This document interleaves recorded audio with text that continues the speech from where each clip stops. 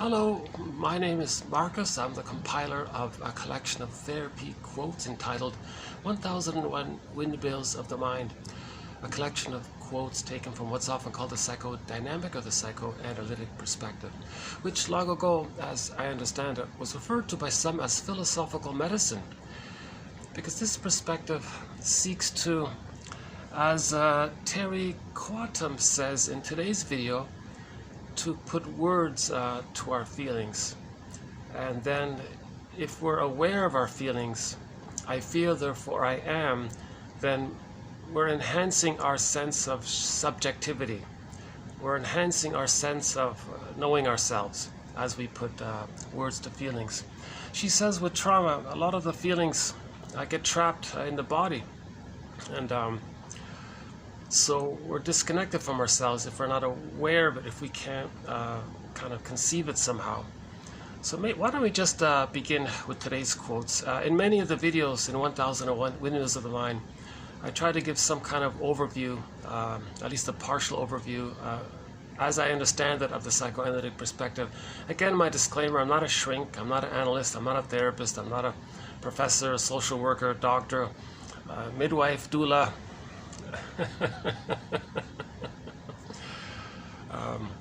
So I'm the compiler of the quotes, and the famous expression, you know, the one way to learn something is to teach it. So I'm learning as I go. And in the last video, I think I experimented with the idea that the psychoanalytic perspective can help in the area of healing intergenerational trauma.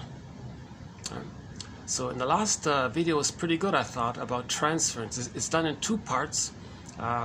We did the quote by a guy named Bloom, and we sort of did a deeper look at this concept of transference, how we transfer the past in the present,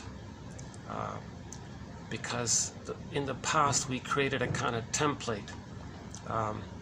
Now, if that template or working model or memory system or traumatic script or schema, if it's based around the baby needing to deal with immense pain, right, then that script is causing the person constant unconscious pain.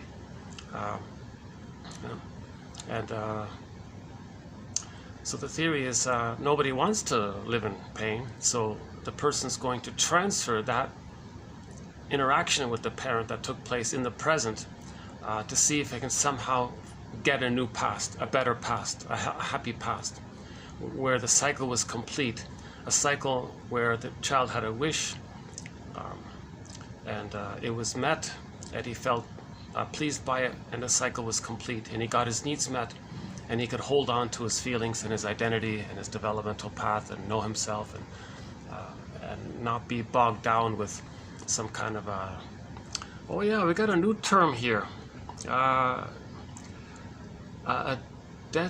detorsion. Never heard of this before. Interesting phrase. Why don't we start with this one here? Tracing repetition compulsion. So that's a transference, right? Repetition compulsion is the general theory that we're going to transfer the past and the present because of the pain we're feeling to see if we can change the past, have a happier past. This is taking place because the baby doesn't understand time, so he's just in this loop trying to not feel the pain, so he's reliving it, repeating it, reenacting it. So how that looks is we're going to cast people in the present into characters from our childhood. Sometimes it's direct. We cast the person, the partner or the friend, as the parent, and coax them or taunt them or induce them to be rejecting because we're reenacting the rejection from the mother. Or another version, a more painful, desperate version, is the child is so angry he identifies with the aggressor, sees his unloved, shamed self, sees it onto the other, and then shames them because they want to reenact and communicate what happened to them. They want to communicate that the mother shamed them, so they shame others to communicate that the mother shamed them.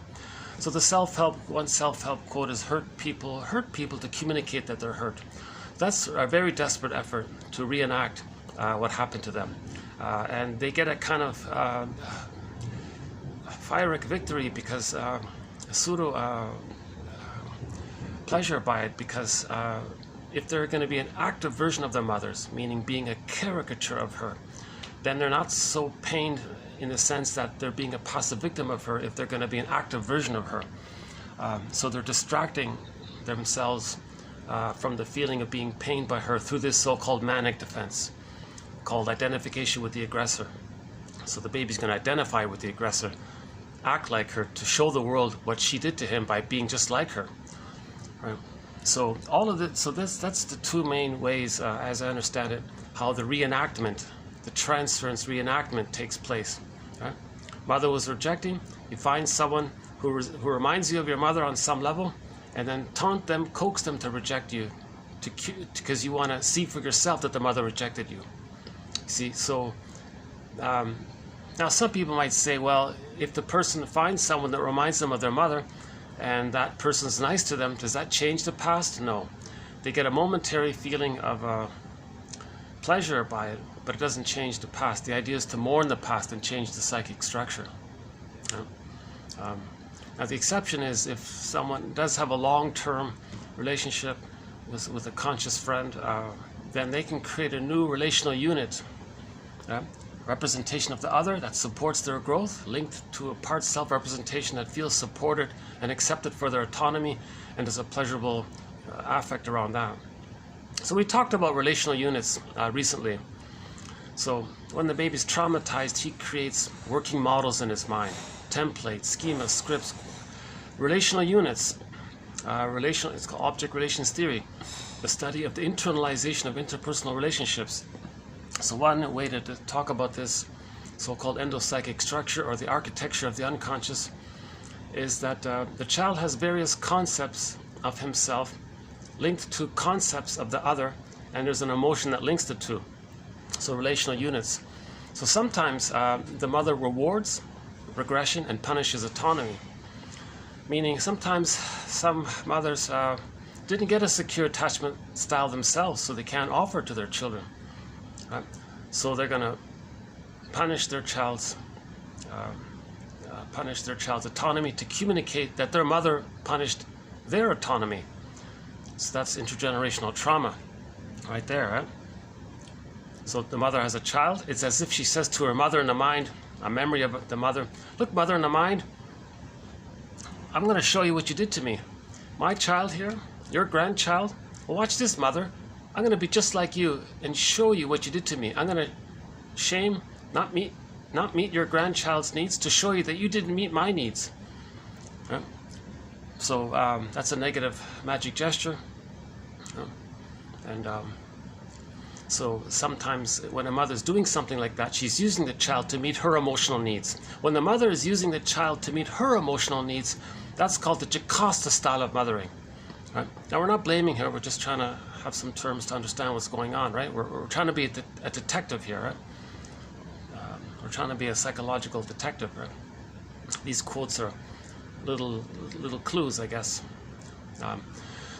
Another thing that might take place where a mother uses the child to meet her emotional needs is maybe a little less painful for the child, is where when she has the child, she says, at last.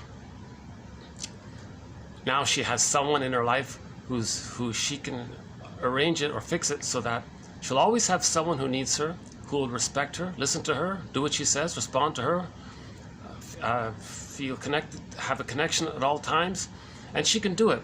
That's called childhood parentification. She's going to parentify her child to be a parent for her. Because when she herself was a child, she didn't get seen and mirrored and supported by her mother. She's going to coax it or arrange it. It's called menticide, where the child is going to feel that his purpose in life is to be a parent for her, to take care of her. And she can do it. She can do it. The technique is called reward regression and punish autonomy. So when the child has a real wish or a real need, she gaslights the child. She withdraws her love. Now the child feels down and runs to her for support. Oh, you're feeling bad? Okay, here you go. So she provides her love when the child is down to reward regression, conditioning. That makes the child more dependent on her. The only time he feels good is when he's down and the mother responds. But when he's autonomy, when he has initiative, real self-expression, wants to leave her, wants to know himself, no, mother won't support it. So some mothers can do that. That's called the Jocasta style of mothering. I promised myself not to watch too much news before I start a video. On the rare occasion I make a comment on something that comes up. I just saw a little clip. It's only about a minute long, but it's actually related to what we just talked about. Some guy, some speaker made a speech and about the plunder system, right? We don't have a threat on the plunder system per se, but we do make reference to it on occasion when we talk about the sociological factors contributing to prejudice. Now, the threat is on prejudice, and so we include a wide variety of areas that lead to prejudice. One of it is the sociological factors, and part of the sociological factor is the plunder system. So he was commenting on the plunder system, and long story short, he gave a good little speech. He said, quote, "Poor countries don't need our aid. They need us to stop plundering them."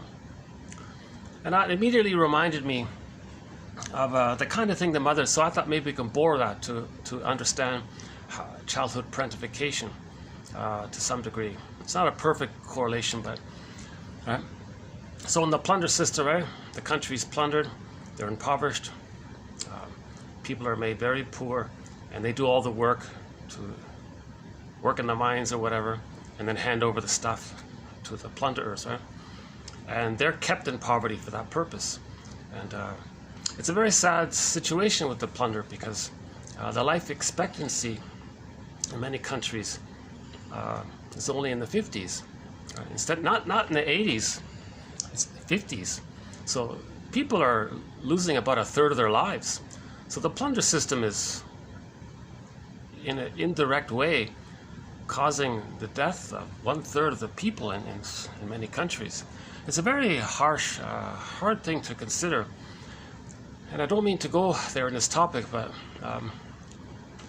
it's a tough topic when we do touch on it. I don't think I want to do it today. But by the way, my view today here, so I'm back in my backup room here. Whenever my usual place is to do a video is taken, I use this sort of abandoned, run-down, old, unused former meeting room here. I'm assuming they're going to renovate it. But in the meantime, it seems like I'm able to use it. So I come here when my usual spots are taken. So I think this is my fourth video in this location. Yeah, my fourth video here.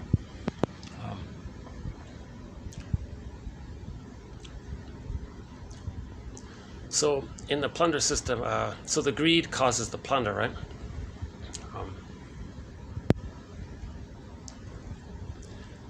Now, to make it look good that the plunderers are doing something nice, they might give them a little aid. So they're so desperate, so they advertise, oh, we're going to give them a little aid or something to reward their suffering, keep them in the suffering mode, keep them going, kind of, so to speak, or as a PR stunt to make us look good, or make the plunderers look good or something. Oh yeah, we're going to give them aid because they're so poor. But they don't talk about the cause of the poverty. They were invaded, and everything, all of their values, everything that they had was just taken away from them, so they couldn't be self-supporting, right? So the speaker said today, it's on the YouTube here today. He said, yeah, the poor countries don't need our aid. So let's go back to the baby. The baby doesn't want to be rewarded for regression. Okay, today's YouTube, he said, they need us to stop plundering them. Okay, so in the case of the baby, they need the mother to stop using the baby to supply and comfort her. You see? So there is a bit of a parallel there, right? So the mother emotionally plunders the child, put it that way, right? Now the child is really down and defeated. Now to keep it going and to not feel so bad and make sure the child can keep the thing, so the mother might, oh, are you feeling down? And maybe she's scared the child might not make it or can't last long or have disease or something. Right? So, oh, okay, I'll reward you a little bit. So the child feels a little better, and it makes the child dependent on her as well. So kind of brainwashing that way. So, but maybe one moment the child will say, "Hey, I don't like this." oh, I'm not going to listen to you, then she'll gaslight the baby. No, you don't have feelings and needs, and then she'll guilt trip the baby. You know, there is a kind of a as beloved, so below phenomena taking place here. It seems to some degree. You know? It's hard to present it in a way that can be helpful. So why are mothers using the Jocasta style of mothering? Because if these kids who receive that, they may grow up and become members of the plunder system, and then they may do to others what the mother did to them. So the plunderers might say, look world, I'm doing what my mother did to me, right? So I'm plundering this country X. Okay, so that's what my mother did to me. And see how they're suffering? Well, I was suffering. And see how I give them a crumb to keep them going? Well, my mother gave me a crumb to keep me going. So they're maybe communicating what the mother did to them. So the plunder system externally might be a mirror a little bit to some degree of the Jocasta style of mothering. So that's where I'm going with this. Yes, it helps explain prejudice, but we also have a thread on the Jocasta style of mothering. So why can't mothers just say, no, I'm not going to do to my child what my mother did to me. No, I'm going to give my child what the baby needs because she has a maternal instinct. What's blocking her? Why is she so misattuned and malattuned, and the bottle and the schedule? There's so many babies you can see them separated from the mothers, even in public and noisy places and things. And oh my God, you know, the babies should be at home with their mothers, you know, in particular for the first 4 to 5 months during the extended womb period. They can't deal with that overstimulation in the first 4 to 5 months, right? I get distracted easily. Sorry if you see me kind of wandering in my speech, because I might see something on the road there or something. I start wondering about it. It takes me a minute to get back on track. Maybe I do have a little bit of tension issue there. Okay, so where were we? Hold on a sec. Oh yeah, so the transfers, huh? We got locked out. Oh, hold on, let me get back my quotes here. Hold on a sec. Okay, 4 o'clock. Yeah, it's gonna get dark in about an hour, so let's see. So this might be a shorter video. Yeah, so there's our quotes today. We're gonna be doing TQ 2400 to 2405. So we'll do 6 quotes here. One from Siphanos, one from Quadam, one from Humphreys, one from Ferguson and Guitero Palaz, one from Dunker, and one from Ferenczi. Okay, so not a bad assortment of a collection of quotes here. So another area. So we recently talked about transference in the last video. So if we just start off with the point that when the mother's traumatized, she's going to reenact her trauma onto the child. Okay? That when she reenacts her trauma onto the child, she's trying to get a better past, or she's trying to communicate what happened to her. It's a kind of compulsion because she's in pain. You see? So if we can make ourselves, that's the promise of psychoanalysis. If we can be conscious of transference and repetition, compulsion, and how they're synonymous with trauma, and to see ourselves replaying a forgotten past in the present in order to make us aware of the forgotten past, to make us conscious of the forgotten past, so that in the process of doing it, we get back our feelings. Once we get back our feelings, we stop repeating. You see, the trauma is we lose our feelings. I feel, therefore I am. We feel derealized, we feel pain by this. So we want to reenact it to see if we can change the past and keep our feelings. Reenact it to the point where we once had our feelings and then we were able to hold on to our feelings. It didn't get lost. So we're trying to reenact and repeat the scene, you see. So the trauma is we lost our feelings. So we want to, so we repeat and reenact, we transfer, because we're looking for our feelings. Yeah. Once we find our feelings through the mourning process, the truth will upset you free, then we stop repeating. So the mother's repeating. When the mother herself didn't get a secure attachment style, she's going to repeat it. She's going to reenact it. She's going to reenact it. She'll do it to her she'll give an insecure attachment style to her children to reenact and communicate what happened to her. She's reenacting it because she's traumatized. Right? So yesterday's two-part video wasn't bad. That was done by the pool. Yeah, I was able to use the pool yesterday. Today there's a huge party going on there. They're preparing for a mega party down there. It's too noisy with all of the preparations going on.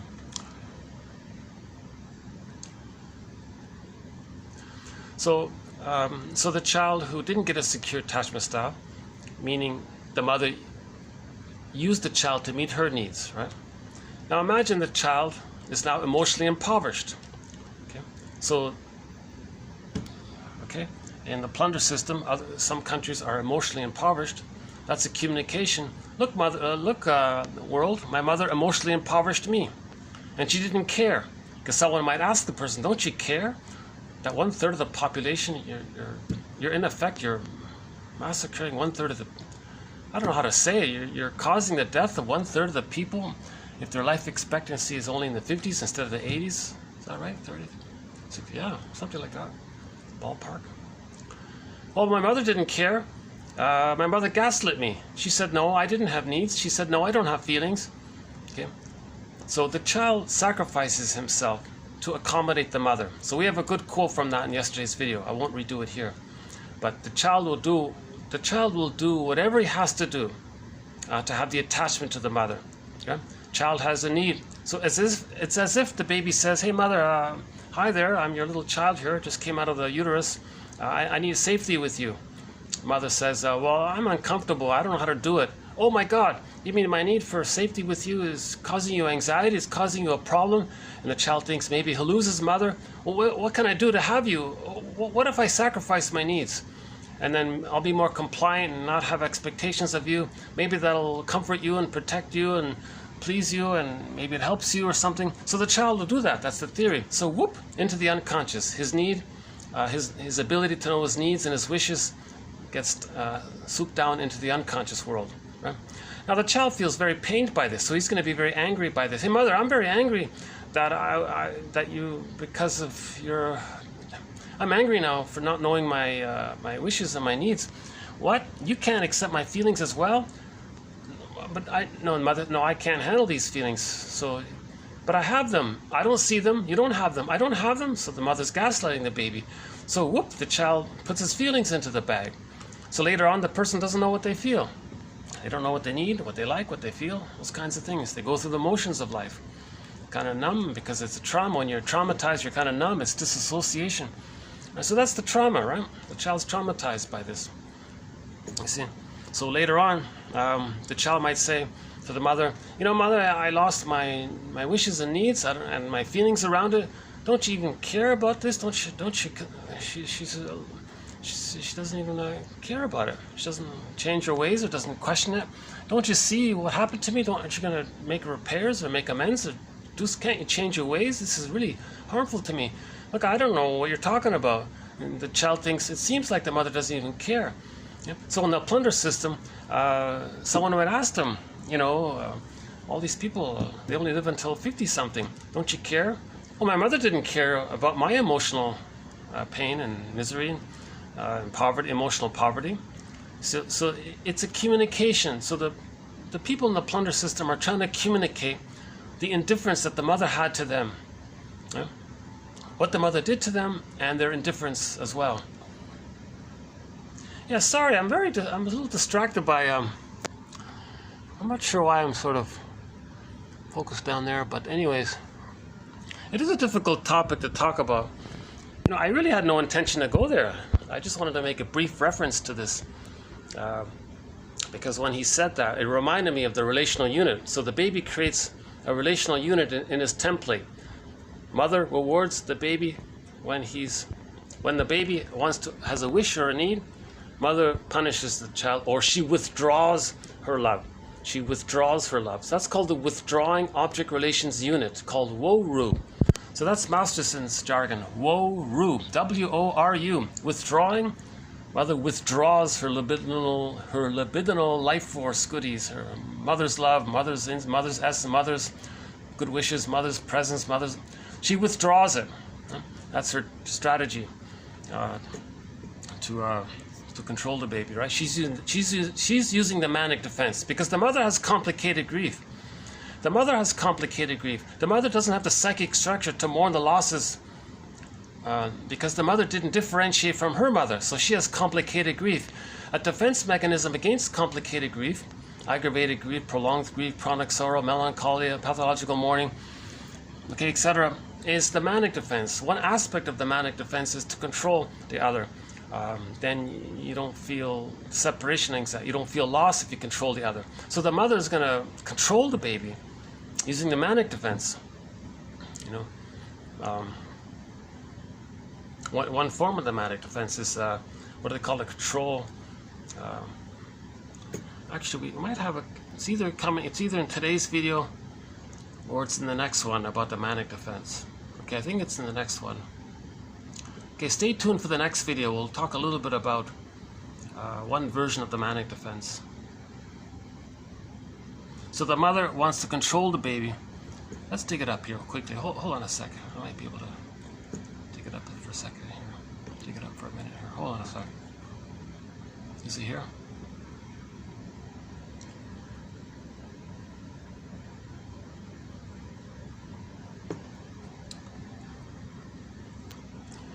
Hold on a sec here.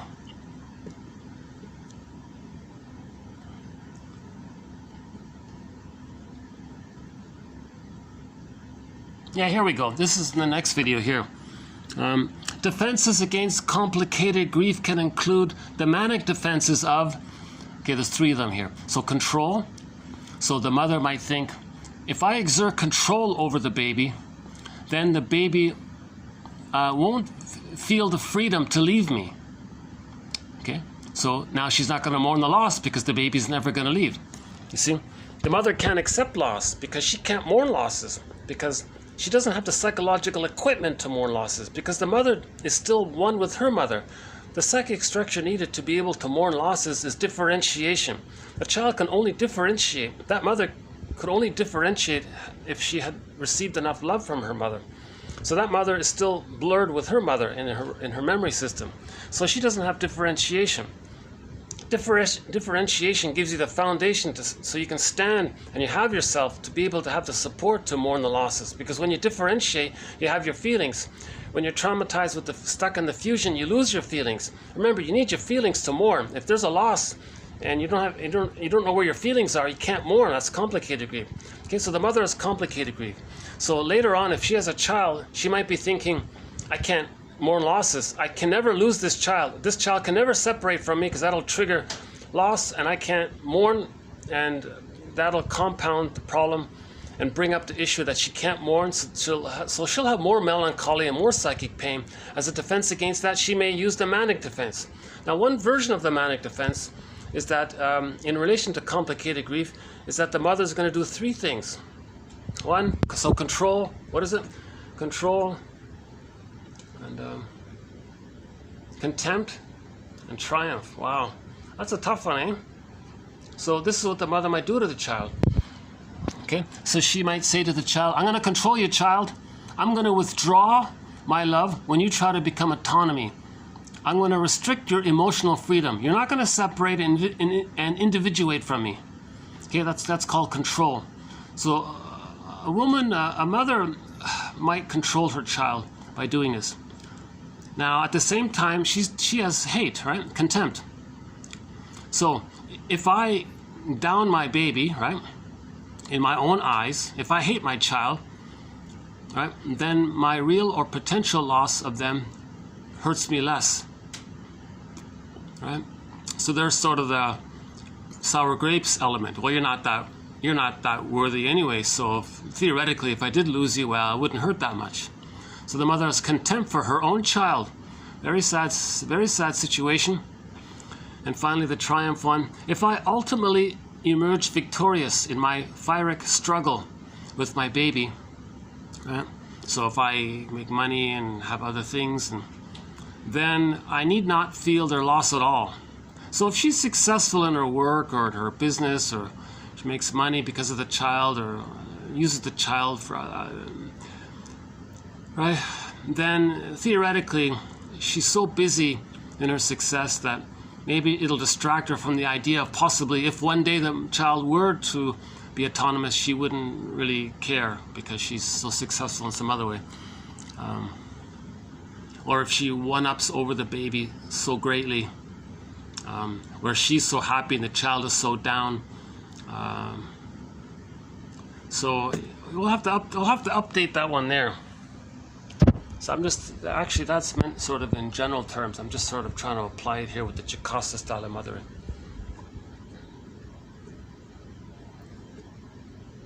With the repetition compulsion of trauma, it may feel as if the past is never over, that it's not even past. So that's from some literature person there.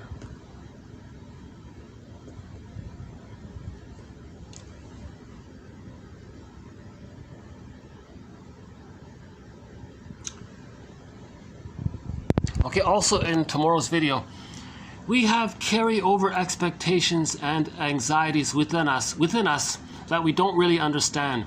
They come from a time we cannot remember.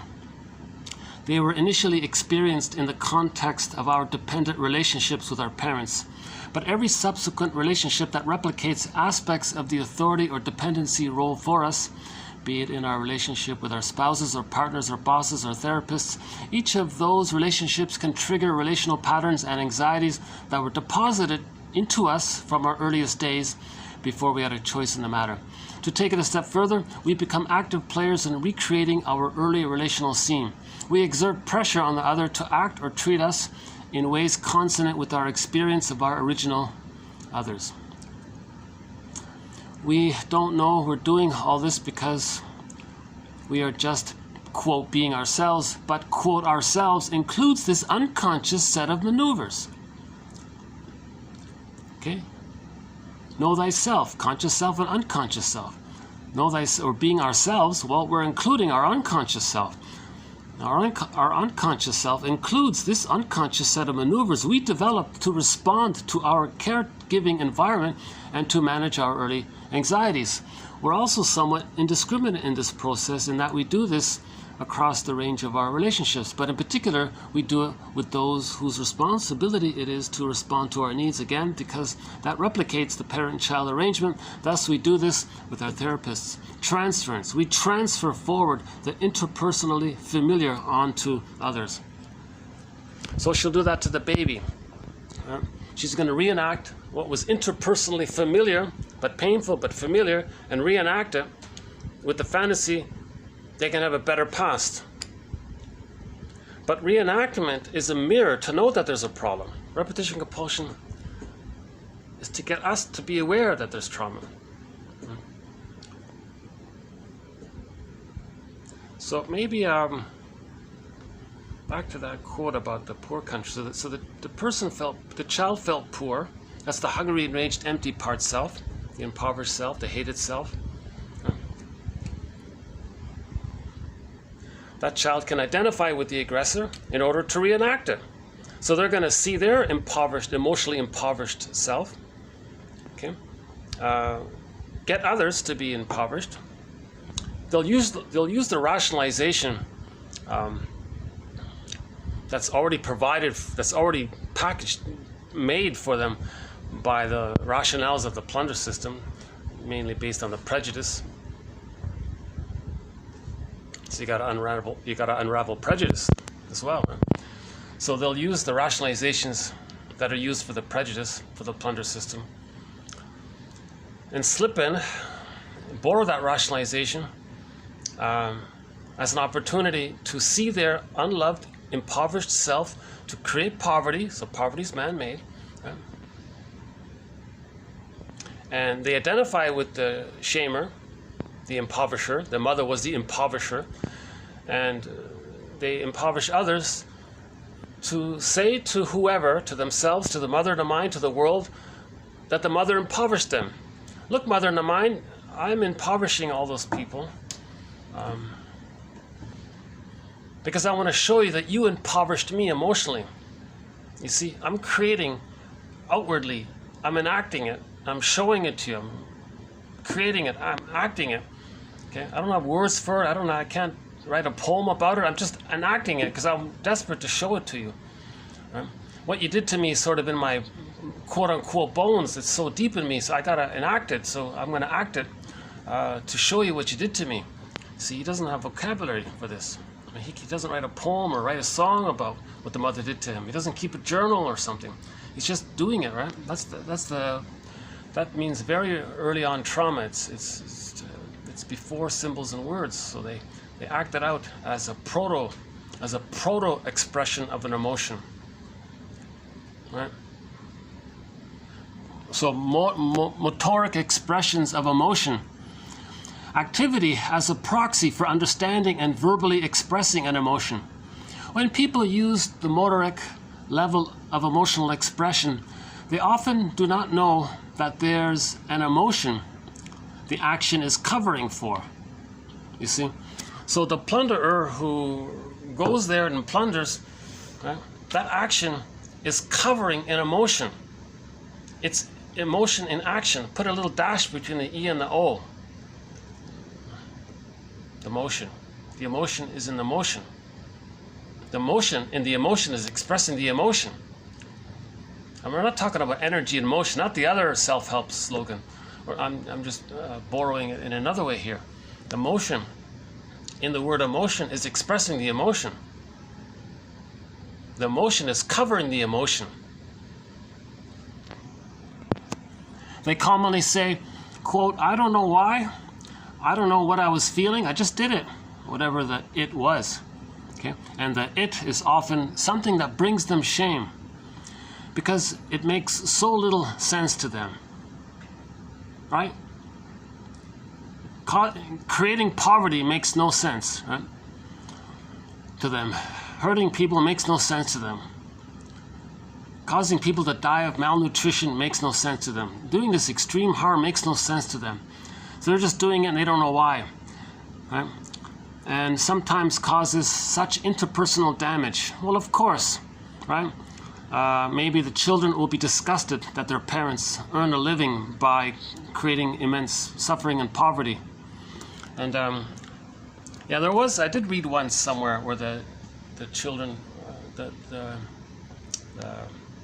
one plunderer quit his job as being a plunderer because he didn't want his children to know how they earned their living, right? Because he felt shame about it. So therapeutically, the it may not be ready to be delivered into words, but should be recognized by the therapists, by us therapists, as the proto-expression of an emotion. The proto-expression of an emotion.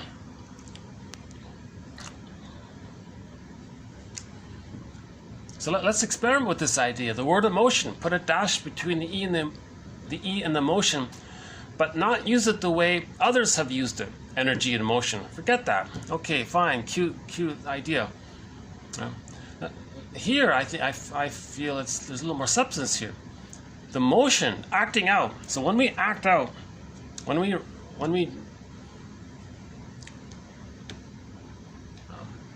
I don't know. Okay, run to the fridge and eat those cookies. You're not physically hungry. That's emotion. That's masking the emotion of feeling lonely or feeling scared that you're alone or feeling abandoned, separation anxiety, not being reminded of not having the love you needed, the connection you needed. All babies need connection. You were reminded that you didn't have the connection, right? So you tricked your brain to send you serotonin by desperately eating all of that sugar, salt, and fat. Not for food, not for physical hunger. It's for the emotional anxiety to trick the brain to send you serotonin. Serotonin means you feel safe because prior to binge eating, you were feeling scared. You trick the brain to make you think you're safe by the sugar, salt, and fat. So the motion, running to the fridge, gulping the cookies, okay, that's to deal with the emotion.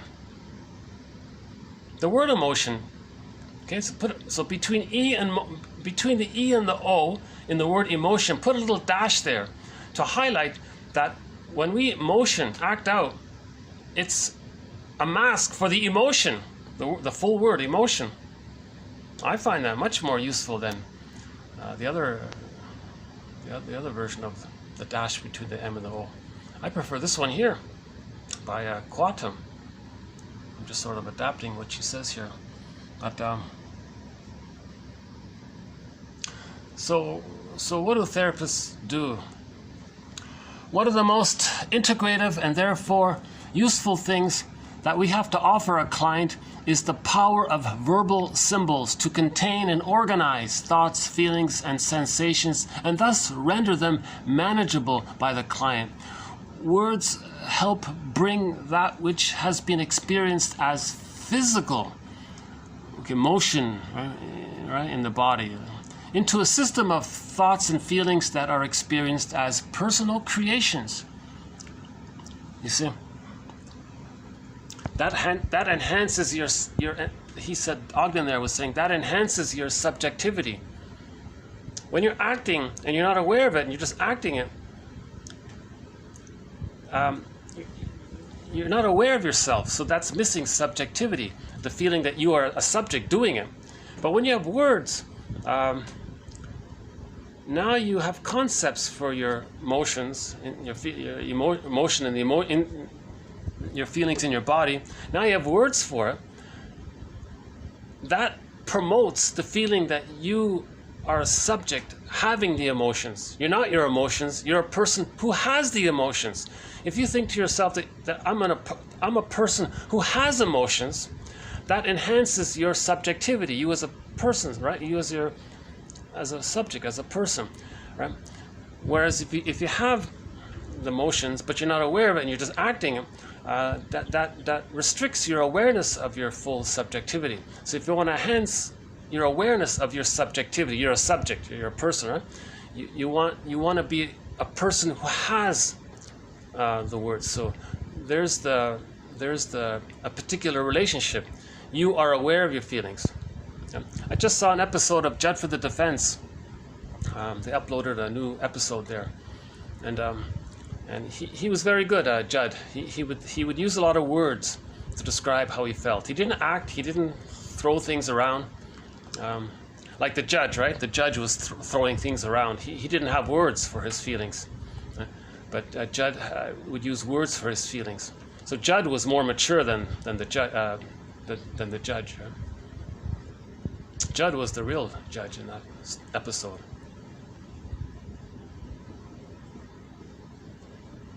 Very good TV show, Judd for the Defense. I know a lot of people in Germany greatly admire the German actor, the lifeguard, Hasselhoff, is that right? David Hasselhoff or something. I think they should appreciate the other German actor, Karl Betz, who played the lawyer Judd for the Defense. He's also originally, his family's German, right? I think that's somebody that character I admire. Yeah. I couldn't care less about the lifeguard character, but this Karl Betz guy, he was a good role model. Very great writing, great acting, great storytelling. The message is there, very psychologically minded. Every episode includes a little tidbit of psychology in it.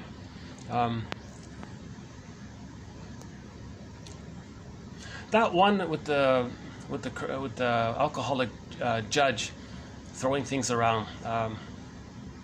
Oh yeah, so that guy with the Judd for the Defense, that episode, that guy was an alcoholic. The judge was an alcoholic, but he didn't want to admit it. It's embarrassing. He didn't want anybody to know. You know, he hid alcohol all around his office, in his drawer, in the cupboard, and the floor. He had half bottles of alcohol all over the place. Every 10 minutes he was drinking, so he was addicted to it. He needed it to function. He couldn't function without it, right? But he didn't want to admit it. So anytime a court case came into his courtroom involving alcohol, he would be enraged at them and give them severe, cruel penalties. And he was on the verge of jailing an innocent woman because she used to be an alcoholic and she recovered. That bothered him immensely. because he can't recover. So he was eager to punish the woman. So the judge said, you're overcompensating.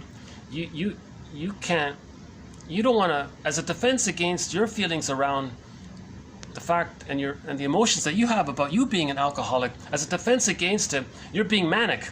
You're controlling others, contempt for others, punishing others, having triumph over others. That's called the manic defense. Control, contempt, triumph. So he was using the manic defense in Melanie Klein's version of it. There are different versions of the manic defense. So in today's video, we'll just use those three there, right? So that alcoholic judge, a judge in the story, I think it's in season 2 of Judge for the, I forgot what the episode is called. Cruel punishment or something. Unusual punishment or something. Yeah, unusual punishment, because he was just punishing everyone for his psychological reason. His psychological reason was this topic of alcoholism bothered him so much. He doesn't want to admit it. He doesn't want to face it. He doesn't want anyone to know it. He wants to keep his good face, his good name and all this. So when the topic comes up, he just threw the book at everybody. Even innocent people he was throwing in the slammer, right?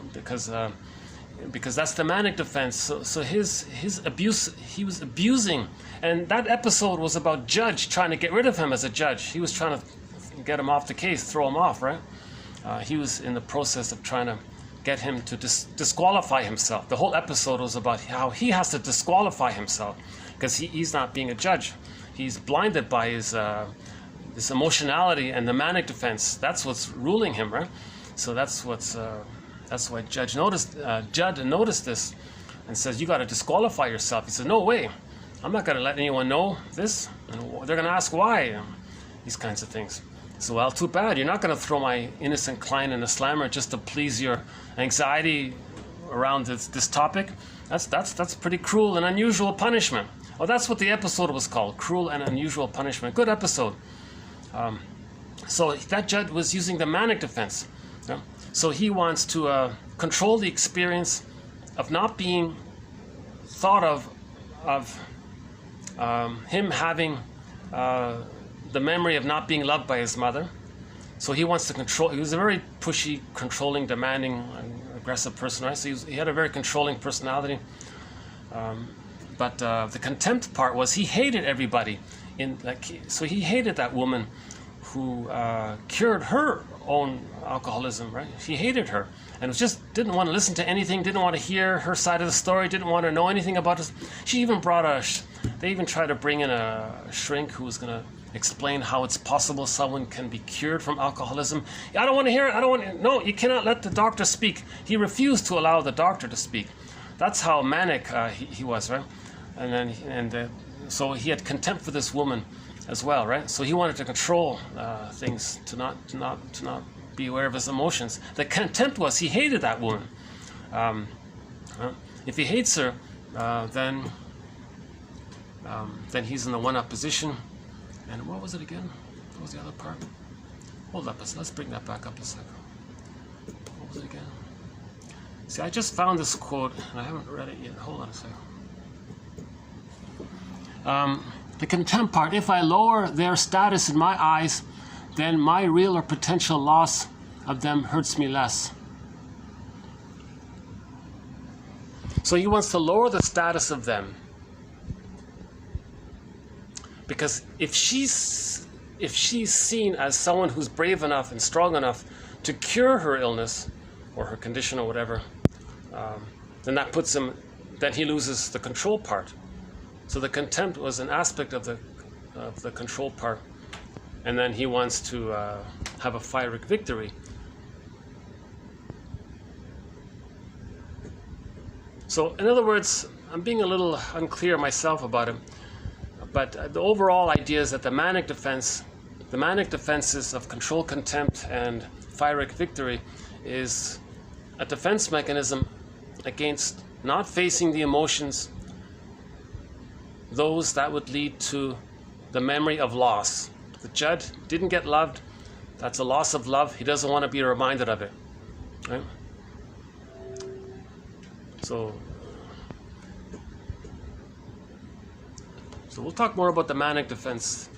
I've been using it in general terms throughout this series, but that's sort of a more specific reference to it here. So again, one of the best things that therapists can do is their interpretations, their constructions, articulating the pattern. You have this pattern, you learned it here, that's why you're doing this, right?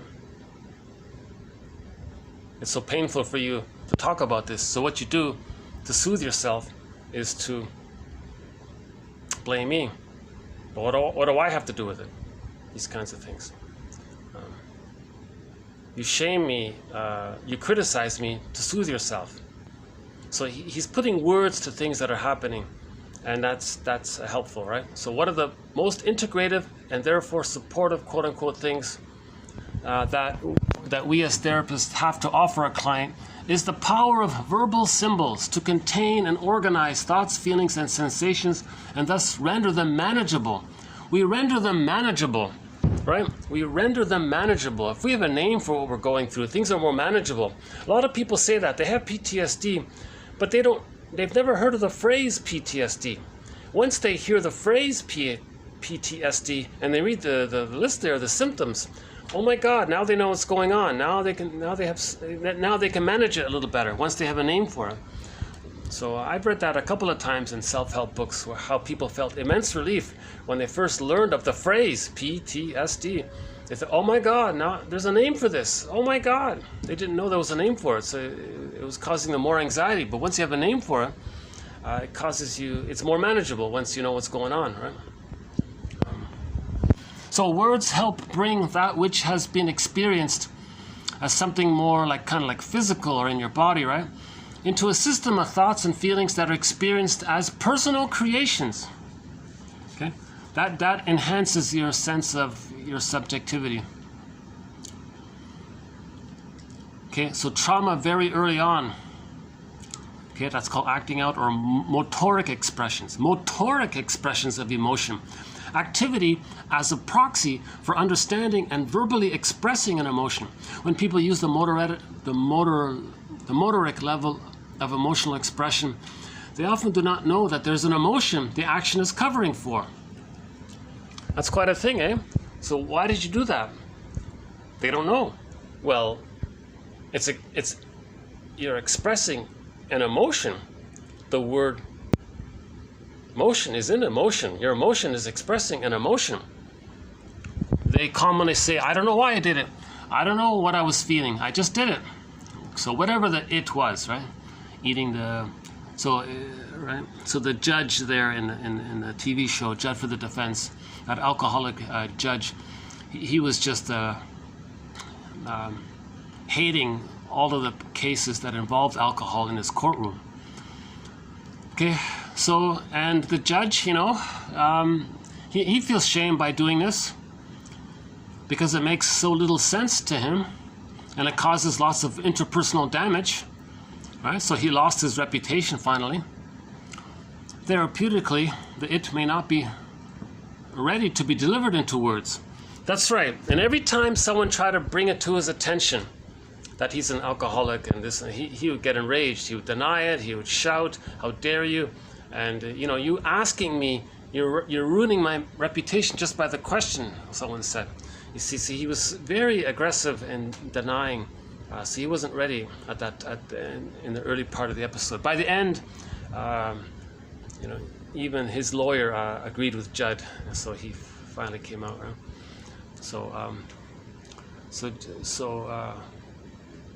The last part here was we should recognize that motoric expressions of emotion. Okay, these are proto-expressions of an emotion, right? Like the prototype of an emotion. So you think about a prototype of an emotion. So acting, doing something, that's a prototype of an emotion. Eventually you want to put words for the emotion.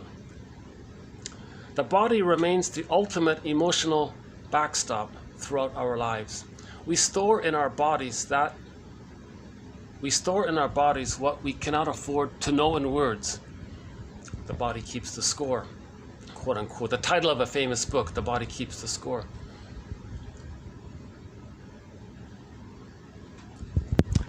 Emotional experience, but cannot yet use words to describe it.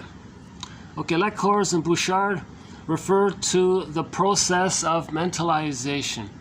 Mentalizing, moving the messages of our emotional brain to our conscious, thinkable, speakable awareness.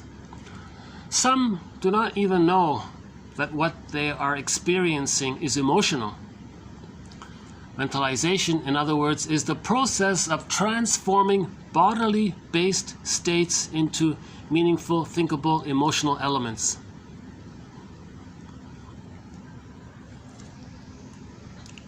That's a lot of work, right? To convert your sensations and your body sensations. There's a little dullness here, a little burning here, feeling here, a little kind of achy feeling here. Sarno says that's rage. A lot of your pain in your body, that's babyhood rage from when the mother was misattuned, he says. Now, when we're not ready to put words to our emotions, we may squelch them using defense mechanisms. The narcissism, blaming others, blanking out, putting things in boxes, etc., etc. So the full range of psychological dysfunctions or defense mechanisms can be thought about as attempts to bottle stop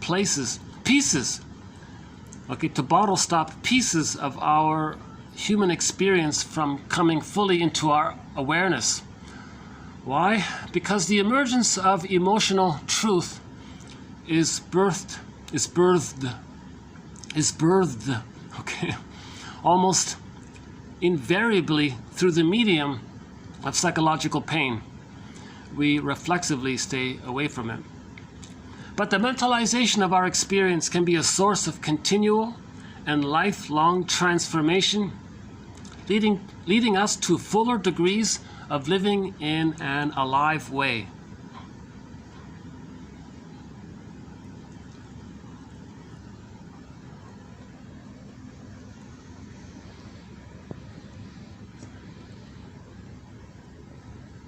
I think Judd for the Defense is a good role model in this area. He was put into very difficult emotional situations, and he would use his words to describe it. And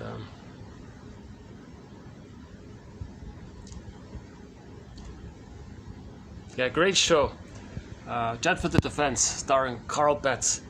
They don't even have it on DVD. Can you believe it? One professor said, when something's too good, they make it difficult for the public to access.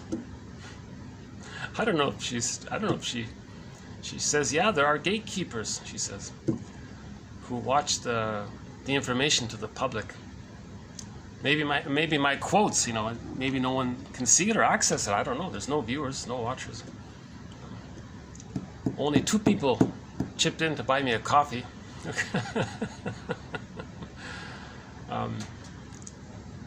So I don't know if I'm not fully clear why 1001 Windmills of the Mind hasn't been discovered. It's a great collection of quotes, 5,000 therapy quotes, excellent quotes. I think these quotes represent some of the best mentalizations. Mentalizing, right? Mentalizing. What's mentalizing? Mentalizing. The process of mentalization is the process of transforming bodily-based states into meaningful, thinkable, emotional elements. Right. One of the most integrative and therefore supportive things we have to offer is the power of verbal symbols to contain and organize thoughts, feelings, and sensations, and thus render them manageable. Right. Then we don't act it out. If we have words, we don't have to act it out. And she says something about poetry here. Is it here? The poem, writes somebody, the poem is a lock that springs open in a moment of successful reading and reveals something of its secret, but soon snaps again to only reopen in an upcoming and necessarily different reading.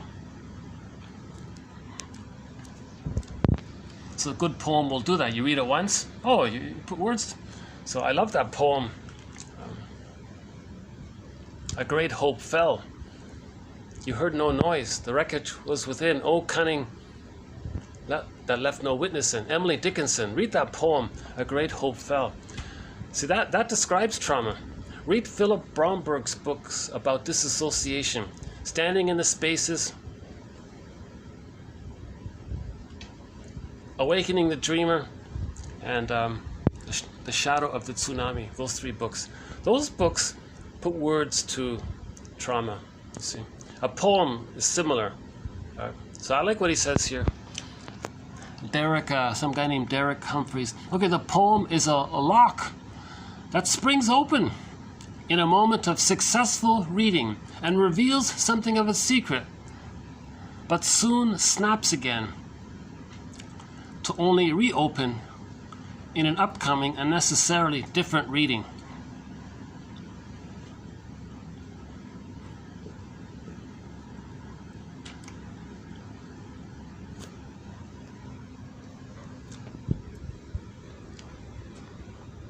Okay, so this, what we just did was TQ 2401.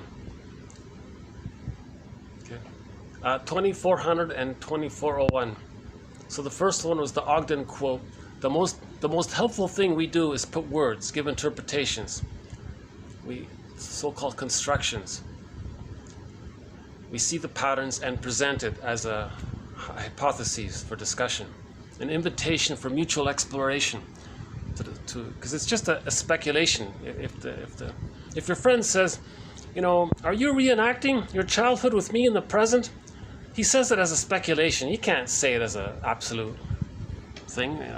That's for sure. He has to present it as a question mark.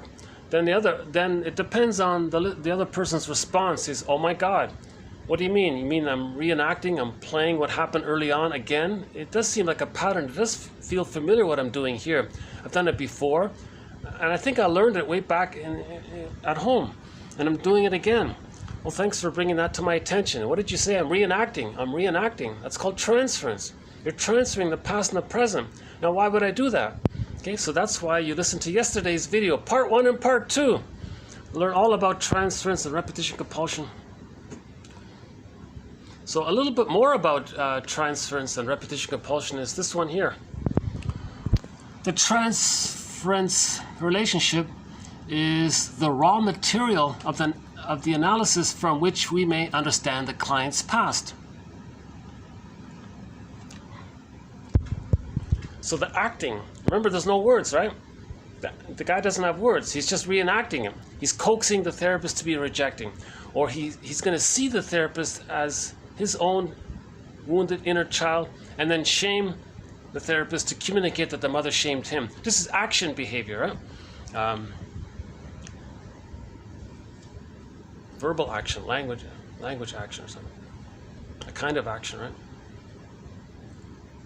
So that's the raw material from which we can know the client's past. He's trying to show it to us. He's trying to replay it, reenact it, because he's looking for a better past. He's trying to communicate what happened to him because he's trying to mourn. Grief is healed when it's witnessed by a caring other. So he's got to talk about the past, but he doesn't have words. So he's got to reenact it to show the past so he can ultimately mourn it. Therapist puts words to it, then the guy might start realizing it. And then he can start to mourn. The truth will upset you free. So therapy is about mourning, right? Next one. Tracing repetition as a detortion. Oh, there's the new word for today, right? Detortion. Tracing repetition compulsion as a detortion of rhythm, of meaning, of content requires a material point on which to rely on automation, creating the conditions for the touche. That's an interesting sentence. I had to look up that word. Detortion. Apparently, if the intestine is all twisted up, the doctor has to go in there and untwist it or something. So that's what he's saying here. Emotionally, there may be an emotional detortion. Repetition compulsion is an emotional detortion of feeling meaning, content, rhythm, and it requires some kind of reference point to rely. That's the trauma, the fixation. The fixation is the source of the distortion. Distortion, right? It's an automatic, it's a spontaneous, it's an automatic, reflexive, spontaneous distortion, creating the conditions for the touche. Oh my God, that's a very interesting phrase, because he sees the mother. The touche is he was a passive victim. Now he's going to be active. That's the touche. The mother hurt him. He's going to hurt others. Touche. But he's hurting another person. He's hurting an innocent person. But in his mind, he's hurting his mother, or showing up the mother. That's the touche. Geez, that's a great. Again, tracing repetition as a quote distortion of emotion, rhythm, feeling, content, what happened, knowledge of the past. Well, all of this distortion or detortion, twisting, emotional twisting, well, it's got to be sourced from somewhere. Okay, it requires a material point on which to rely. So that's the trauma point, the fixation, right? That fixation point becomes an automatic creating of the conditions for the touche, for the repetition compulsion. So there's this battle-like, so there's this fighting-like quality to it, right? The child, the mother hurt the child, he's going to hurt others. There's the touche. So good quote.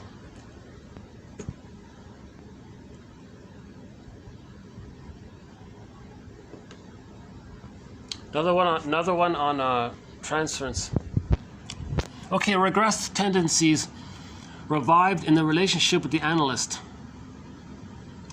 Okay, repressed. Something's repressed, right? We've got the pain of the unmet need. It's repressed. The pain of our feelings around that. It's repressed. Repressed material. Now, it's going to be revived in the relationship of the analyst. Right? So it's called two-people psychology, right? Baby and a mother, it's two people. The conditions of the client and the therapist, that's two people in a small room. Those conditions are going to kind of trigger and bring up the original two-people psychology, right? So it's going to be revived in the therapy relationship. People significantly important to the client were transferred onto the therapist. Now, this is an action, a resistance, or an opposition to remembrance. Or it's an attempt to remember. It's an attempt to show. It's an attempt to communicate. But he's not directly conscious of it when he's doing it. So that's why they sometimes say it's a resistance to remembering it, because it's easier to,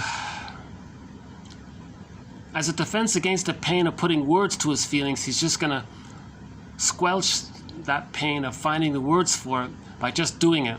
But at the same time, doing it is a communication. So it's experimental remembrance. It's experimental recollection. So it's not a complete, it's not a 100% non-communication. He's trying to communicate. He's trying to remember. Repetition compulsion is an attempt to try to find our personal story. Repetition compulsion transference, replaying the past and the present, distorting the present, so that the present becomes a new edition of the past, still living in the past. That's an attempt to remember. We're searching for memory. That's why we are repeating, because we're looking for memory. Right? So there is some effort to find the memory. Right? The willingness to transfer was already there, and the therapy situation gave it the opportunity to unfold. Transference is the repetition of a forgotten past.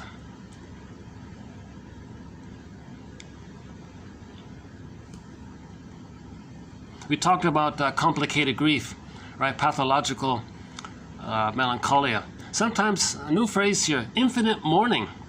Complicated grief, aggravated grief, constant mourning. Infinite mourning, another phrase here. Infinite mourning is classically associated with melancholia, a kind of self-sacrifice that happens when there is a failure in self-recognition. A failure in self-recognition. That means he didn't differentiate from the mother. He didn't know himself. He didn't separate from the mother. So he has to separate from the mother, not be the mother. If he is the mother, he doesn't know who he is. He has to separate from the mother so he can know who he is. He can only separate in regular development when he feels safe to do so. When he doesn't feel safe to do so, he doesn't separate. If he doesn't separate, he loses his feelings. That's melancholia. Now, if there's a loss in midlife, those feelings are directed toward himself, because the other, now another dash. Put a dash between the M and the O in the word mother. So the mother and the baby are one. Later on, at midlife, another person, an other. Okay. You look at the template, the other's the mother, but the mother's them. So they won't admit the loss of the other, because you look at the template from the template's point of view, it would feel like losing the loss of self if the self and the mother are one and the same. So he can't, so now he's stuck there with complicated grief or infinite mourning. That's very painful. So that's melancholia. Now the feelings are going to be directed against himself, the sadness and the anger toward the other. It goes against himself. Okay, so that's complicated grief. As a defense against this pain, there's the manic defense. The manic defense is, well, if they control things so nobody can leave them, they won't get triggered of the loss. If they put others down, there's the sour grapes one. Well, they weren't important anyways. Or if they always greatly one up the other, that's also putting them down. Similar idea, right? That's a defense against minimizing the chance of being triggered. A manic defense. So we want to heal complicated grief. A major thread in 1001, Windmills of the Mind, complicated grief. So this one here will add to it, infinite mourning.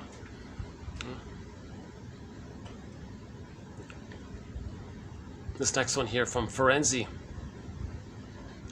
I didn't know this about Ferenczi, but who did Freud turn to for comfort and emotional support, and who was his confidant? Who was his best friend? Apparently it's Ferenczi. He was his best friend, this guy Ferenczi. At the same time, a lot of people didn't like Ferenczi. Very strange situation. I'm not interested in the history of psychoanalysis, but I didn't know this, but the famous trip that when Freud and Jung came over to North America and gave his lectures, Ferenczi was the third one. There were three of them. In that movie, Dangerous Method, they only show you the two guys. They didn't even show Ferenczi in it, right? But Ferenczi, that movie should include Ferenczi, because he's the real guy that should be in there, not Jung. The other one, Ferenczi. Not a very good movie, but anyways. So Ferenczi said this about trauma. Maybe every mother should keep this in mind. Sandor Ferenczi's words here. Just as if you have only one candle in a room and put your hand near the candle, half the room may become darkened. So if, near the beginning of life, you do only a little harm to the child, it may cast a shadow over the whole of their lives, of their life. So he was trying to create a visual to impress the importance. A little harm to the child can cause a deep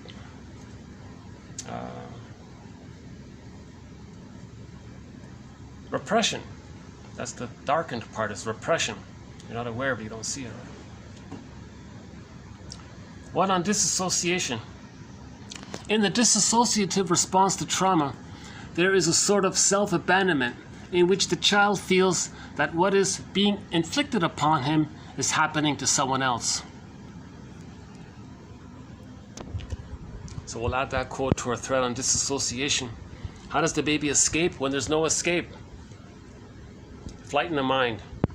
And if he's being mistreated by the mother, he's just so numb to himself, and his mind is somewhere else. He doesn't think that it's his body even.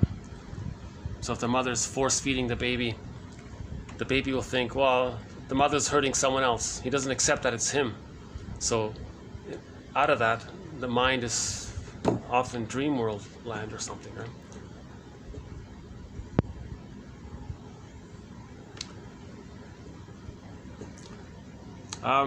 Okay, here's a comeback statement.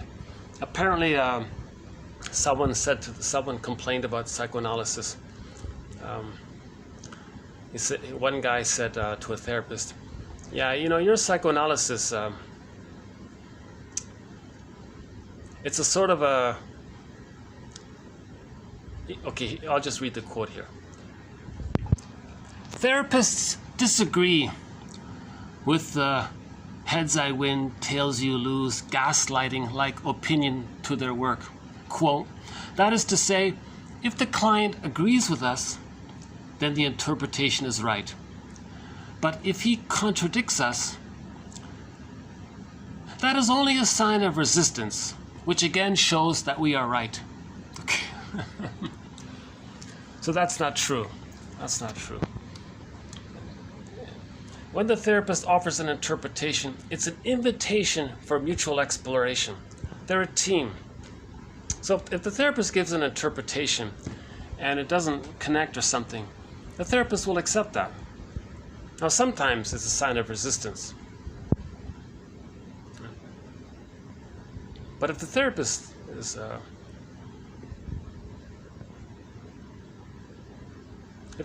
is wrong, he's got to accept it. And he will, right? He'll update or modify. It's just a hypothesis. The interpretation is right, they said, when the client expands on it, elaborates, provides more information, updates it, corrects it even, then it's helpful, right? But I sort of see where they're coming from, because some therapists, it seems, are determined that, no, I'm right. If you don't agree, you're resisting, and they stick to that. So it's hard to know fully. Maybe sometimes it happens, yeah. Again, therapists disagree with the heads I win, tails you lose, gaslighting-like opinion or idea of their work. That is to say, if the client agrees with us, then the interpretation is right. But if he contradicts us, that is only a sign of resistance, which again shows that we are right. So some people think psychoanalysis does that. Most shrinks will say, no, that maybe it's the exception to the rule, but not the rule, right? Okay, we'll do one more here from Peter Sifnios.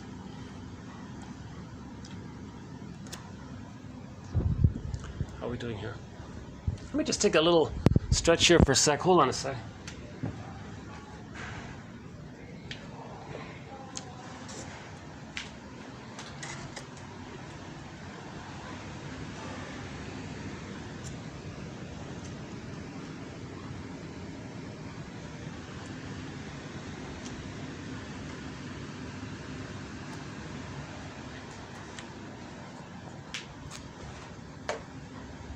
Let's see.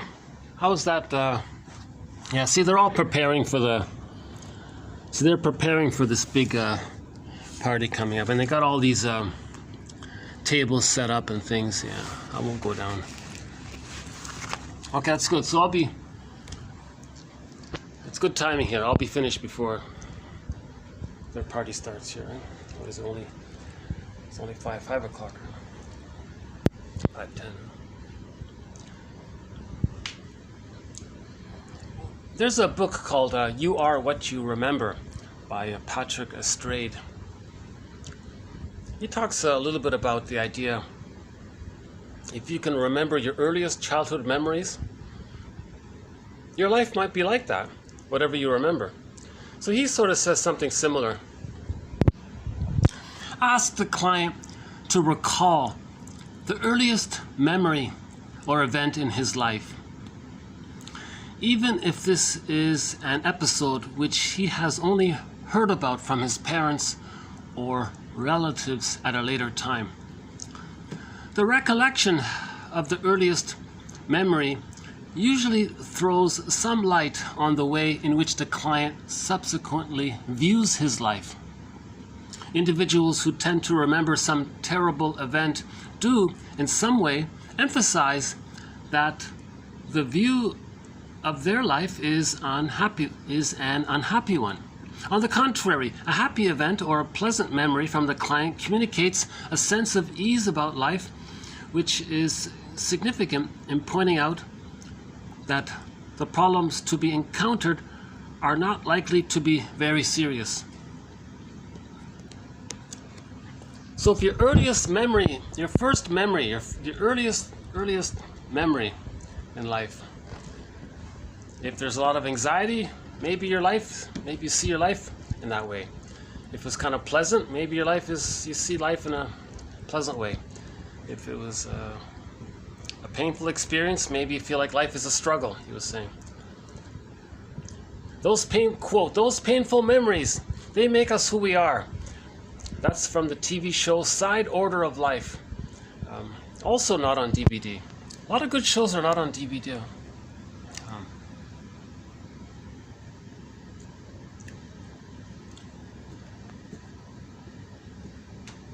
I don't have too much information about this idea about the earliest memory.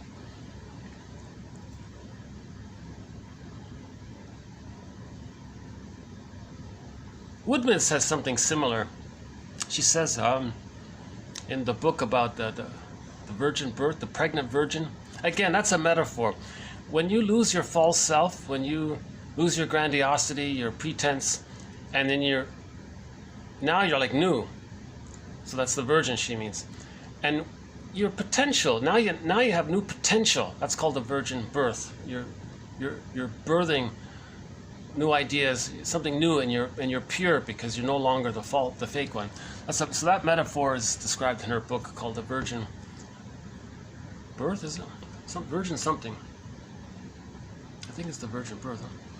So we talked about and recently we did the story, the white bear King Valamon, and when she was having the dialogue with herself, she had these new children. These children were coming up.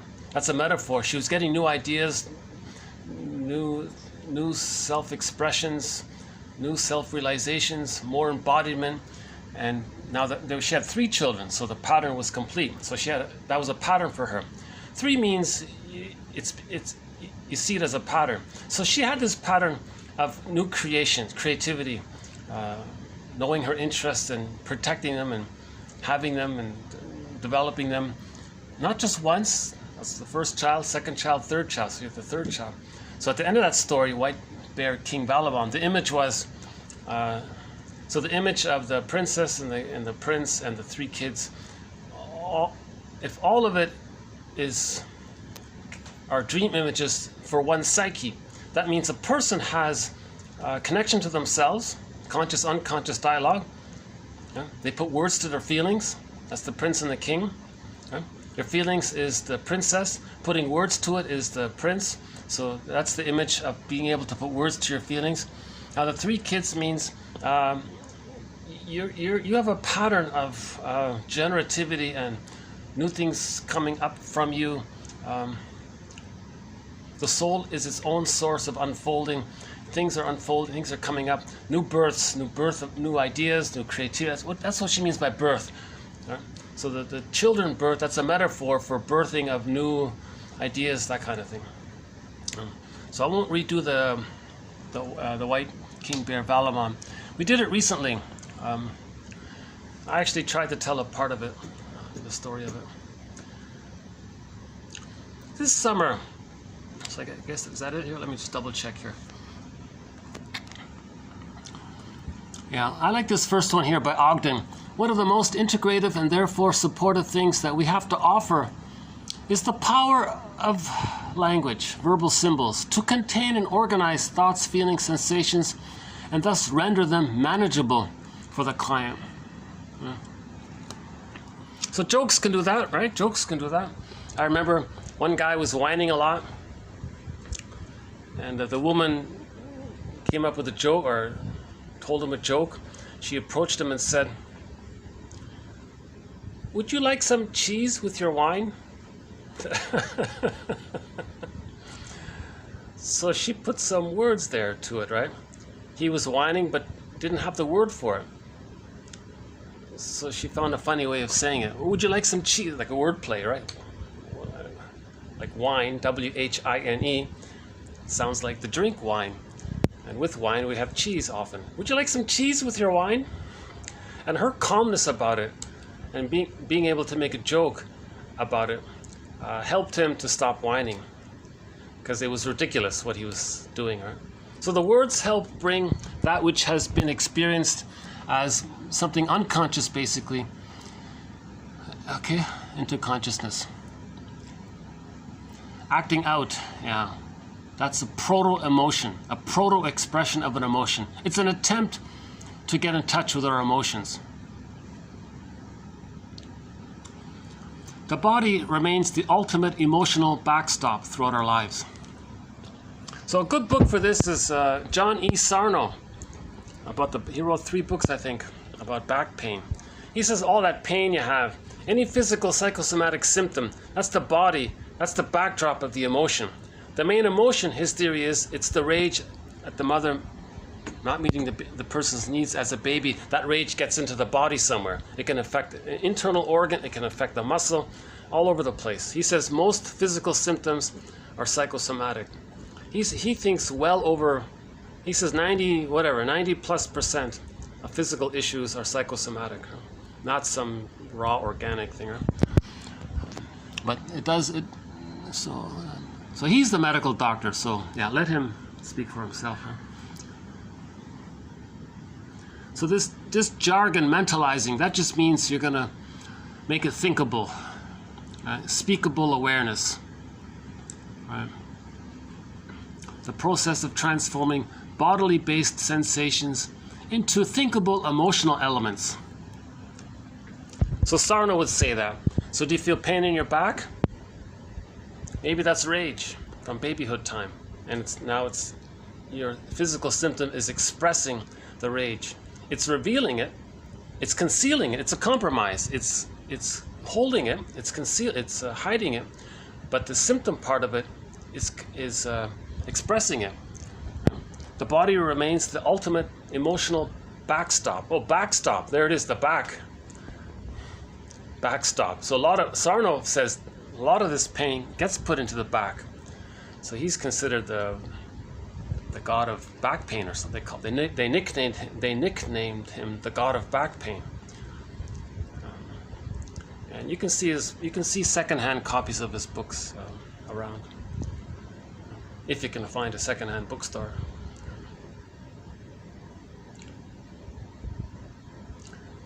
Likewise, all of our defense mechanisms, not only the body bears the burden, but all of our psychological maneuvers of the mind, a splitting mechanism, prejudice, of course, is from there. Narcissism, negative magic gesture, doing to others to communicate what your mother did to you. Disassociation, the blanking out one. A lot of these things are attempts to bottle stop pieces of our own human experience from coming fully into our awareness. So why? We're not ready to feel it. So the reflex is, if there's pain, we want to avoid it. But the baby had no ability to mentalize his pain. Now as adults, we can have more, now we have knowledge to do it. So that's why we want poems and song lyrics and novels and stories and plays and quotations and theories. This is all an attempt to mentalize or verbalize. Oh, one more here. The goal. What's the goal of therapy? Yeah, so she says here, it's also to promote human growth. Someone said this, the goal of therapy is not so much to fix something, it's to help the person to grow up. They got fixated, emotionally, they got fixated. There's stunted development, arrested development, the narcissistic pattern, the bully pattern, all these personality patterns, codependent pattern, Iago pattern, this is all stunted development due to trauma. The goal of therapy is to help the person to lift the thorn and resume development. So that thorn image, I think a good movie to watch is Kirikou and the Sorceress. It's an animated film in French, both dubbed in English and with English subtitles. Your earliest memories.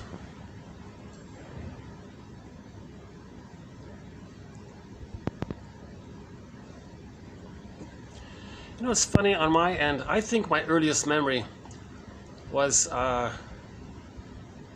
people were smoking, and I felt uncomfortable. And to this day, I don't like secondhand smoke. I kind of avoid it.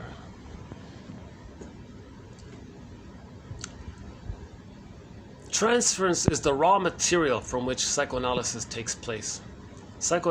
Transference is the raw material from which we may understand the client's past. Therapist says, you're showing me what your childhood was like.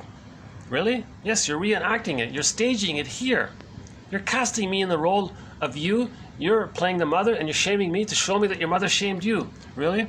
And sometimes you cast me in the role of the rejecting mother and you're taunting me and coaxing me and trying to induce me to act like her. Really? Yes, you're reenacting. You're trying to show me, you're trying to communicate what happened to you in the past. Why would I do that? Well, that's the nature of trauma. Trauma means we reenact it to see if we can get a new past, a better past, a happy past. Really? Does it work? No, of course not. So what do I do here? Well, how do you feel about the idea that you didn't get a secure attachment style, that you didn't get, that you're not who you would have been had you been loved? Oh my God, and so on. Tracing repetition compulsion is a detorsion, D-E-T-O-R-S-I-O-N. So that's the analogy from, they're using a medical term as an analogy for a psychological phenomena. So the intestine is all twisted and upside down and the doctor has to unravel it. Well, it's the same with repetition compulsion. Our emotions are all twisted from the trauma. And it leads to this angry touche thing. So there's the implication that the person is hostile. They're angry at doing it. Right? Look, world, I'm acting like my mother, touche. Look what she did to me. So she's fighting with her mother. It's the battle with the mother and the mind, one author said. Right? And we're being loyal to the mother and the mind. And we're angry at her and we're fighting with her, but sideways because we want to protect her. So we're protecting the mother and the mind, says Morton Keysen. TQ 2191 to 3 explains how dysfunction equals protecting the mother. Now Bergler says they're going to sneak in sideways their anger at the mother by trying to show her up by being a caricature of her, doing to others to communicate what the mother did to them. So they're doing both. He's expressing his anger at his mother, but in a safe way, because primarily he wants to protect the mother, because the schema was the baby couldn't have his true wishes and feelings with his mother. So he protected his mother by squelching them. Now when something's squelched, it's diverted and displaced. To protect the mother, it goes out sideways on the other way, right? So Merriam-Webster, the dictionary, declared that the word of the year for 2022 is gaslighting.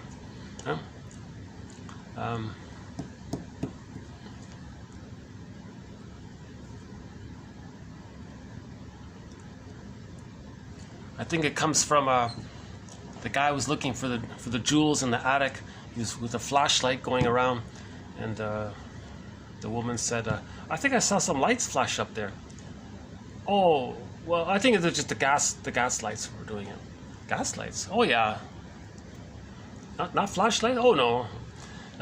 So he was denying her perception, denying her reality, denying her truth, those kinds of things.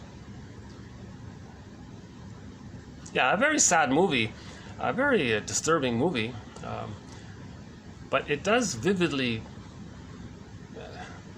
portray the idea in our context that mothers gaslight their babies. No, baby, you don't have this feeling. I don't. Get over it. You don't need it. I don't have it. It bothers me. You can't have it. No, it doesn't. You don't have it. I don't have it. No. Whoop! It goes into the unconscious. That's why there's so much in the unconscious, because our mothers gaslit us, right? With her discomfort, because she didn't have the love, because the mother wasn't. If the mother herself was seen, then she could see herself. If the mother herself was heard by her mother, she could hear herself. If the mother was felt by her mother, then she can feel herself. That's called mirroring. Then she can mirror her child. If the mother can't mirror the child, she's going to gaslight the child because it's too painful to be reminded of how she wasn't mirrored. Right? If the mother wasn't given a secure maternal holding environment, she can't offer it to her baby. So she'll in effect say to the baby, "You don't need it. You don't need this," because she doesn't know, as a defense for her to not be aware of the pain of her not getting the maternal holding environment. She just says to the child, "You don't need it." That helps her not feel and be triggered how she didn't get it herself. You see? So that's the manic defense. She's going to put the child down. That's contempt. She has a one-up over her, that's the Pyrrhic victory, and she's controlling the child because at the same time, if the child doesn't get love from the mother, he's going to cling to her and never leave her. The poem, writes Sandi, is a lock that springs open in a moment of successful reading and reveals something of its secret, but soon snaps again to only reopen in an upcoming and necessarily different reading. Read that poem by Emily Dickinson. A great hope fell. You heard no noise. The wreckage was within. O cunning that left no mystery, that left no witness. We couldn't perceive it. I forgot the exact wording of it. We have to look it up here.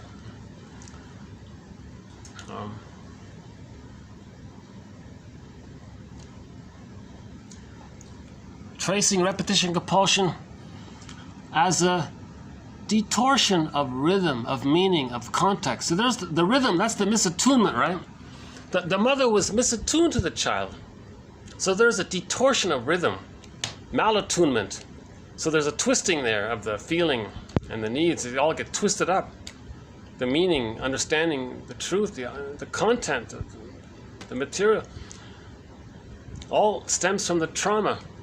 And that trauma creates an automation, an automatic, spontaneous recreation, recreating the conditions for the repetition compulsion as a touché.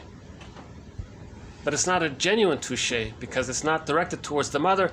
It's a reenactment directed with others, playing the role of mother, or playing the role of themselves, and then they act like the mother, hence the touché there. So reenactment is a kind of touché, I guess. Look, mother, touché. You did this, touché. I'm reenacting it. So reenactment is a kind of touché, I guess.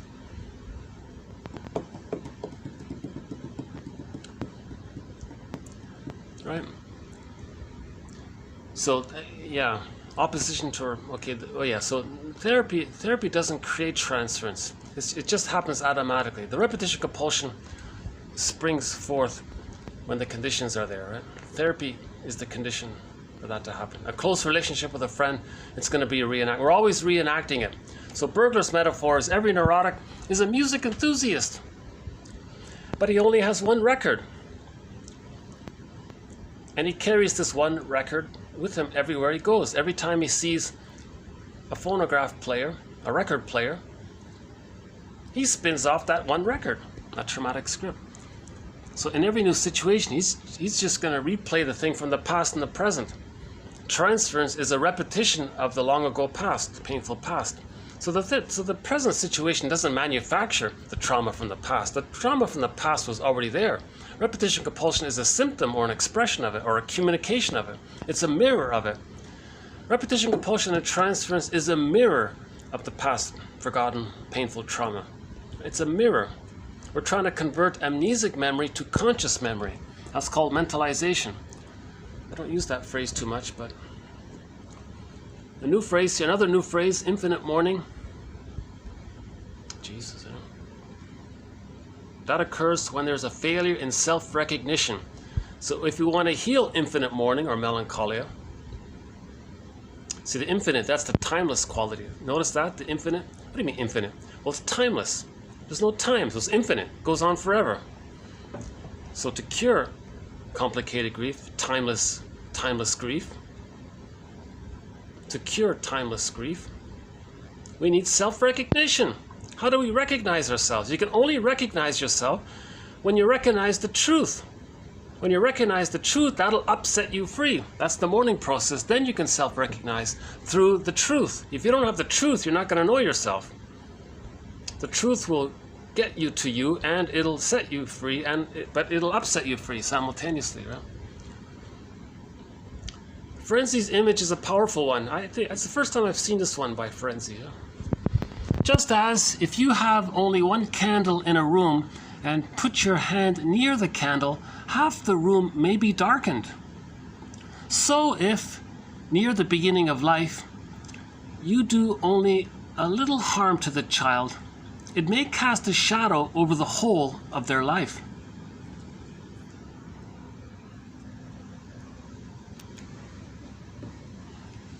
A little harm. A little harm repeated over and over again. That's called a strain trauma. I think Frenzy was trying to encourage mothers to be attuned, be there for the baby, meet the baby's, follow the baby's signals, follow their leads. The first 5 months is an extended womb. How's the lighting here? See, I don't want to open up this curtain because it's there's a very unsightly, there's some run-down, dilapidated old buildings there. It looks really, you got all these nice modern buildings all around. Suddenly you have this run-down section here. But otherwise, it's a nice day today. 30, let's see, 30 something. Another peak here. Should we go down and take a look? Do you want to take a quick look down? I don't want to draw too much attention here. Yeah, see there. Yeah, see the tables there. They're preparing for the party, eh? All around the pool, yeah.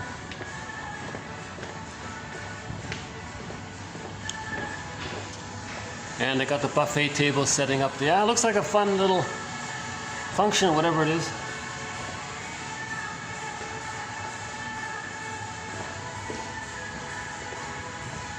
Okay, let's go back.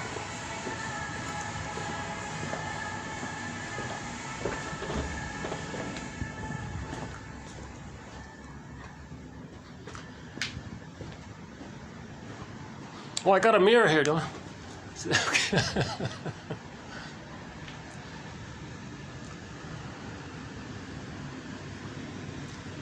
Up on the roof, yeah, we did some videos in that gray and that gray and black tower there. Is it showing up here? Oh, there it is. Yeah, that's it there, right? Yeah, we did some videos in that gray and black tower. Unfortunately, they've converted the rooftop lounge into a sort of mini discotheque. It's way too loud to do the videos up there. And all my other little spots are pretty occupied. This is sort of my last little spot here.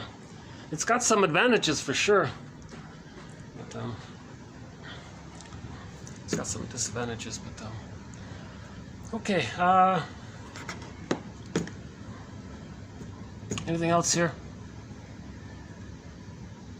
Raw material. Body bears the burden. The body is the backstop. What was it? The body remains the ultimate emotional backstop. So in other words, our bodies are holding all sorts of emotions. Tension in our back and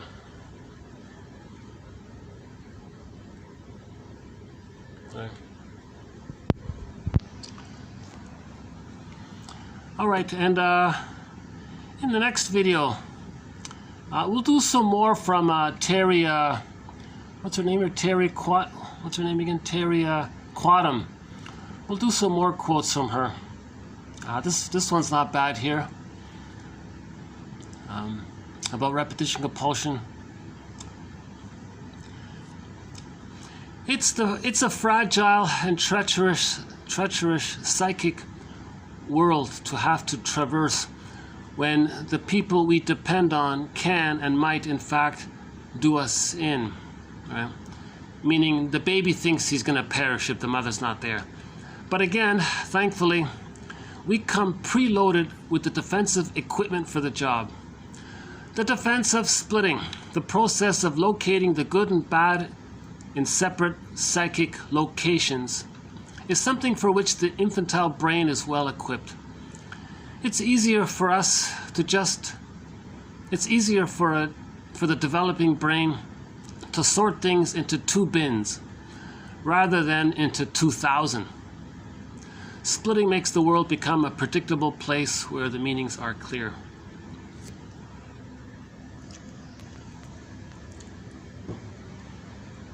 The baby's under immense distress with the misattunement, the malattunement. How does the baby adapt? Well, according to this, the baby has it within him to deny the truth and believe a made-up fantasy. That's called splitting, and keep them in separate boxes. 2 bins, she calls it. 2 bins. So in the unconscious template, that's goddess and demon. The mother's a goddess. again, primary process thinking, pictorial thinking, the baby's way of thinking, the motoric, imaginal. It's goddess and demon. Things are exaggerated. Things are infused with his emotions. A lot of projection going on within, condensation, elaborate. So that's how the baby deals with the frustrating mother. So we talked about splitting a fair bit throughout this series. And the next one's going to be about Melanie Klein's theory about the depressive position. Putting the two bins together. And creating 2,000 bins. That's more realistic or something like that. So we'll talk about Melanie Klein's theory about the positions in the next video. I want to play a song that we played in the summer, but my summer videos all got lost. I did some very good videos. Maybe we can get some more light this way. Hold on a second. Do we get more light? Oh, I get more light this way. Okay. In the summer, this summer, from May to August, 17 videos got lost. A real disappointment. Now, fortunately, the quotes are saved. We have all of the quotes. But my commentary and the self-help exercises we did and all the songs we played, over 50 hours, including an immense discussion about Melanie Klein's theory about the positions. All of that got lost. All that commentary got lost. It's still a mystery to me. I've written to YouTube, no reply. So I can't bring back that excellent commentary because I was getting 30 views, 40 views. That went back to 0 and 1 view. And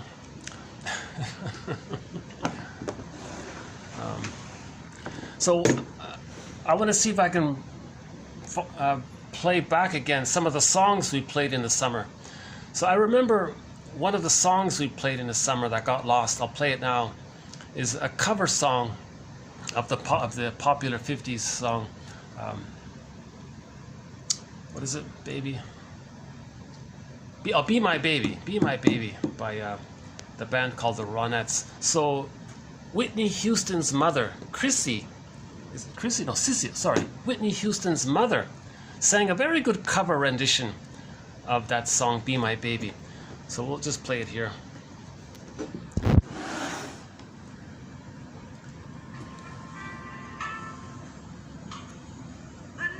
Oh, hang on. Let's fix the volume here. It's a very emotional. If you look it up, you'll see her singing it. So look up Be My Baby by Sissy Houston.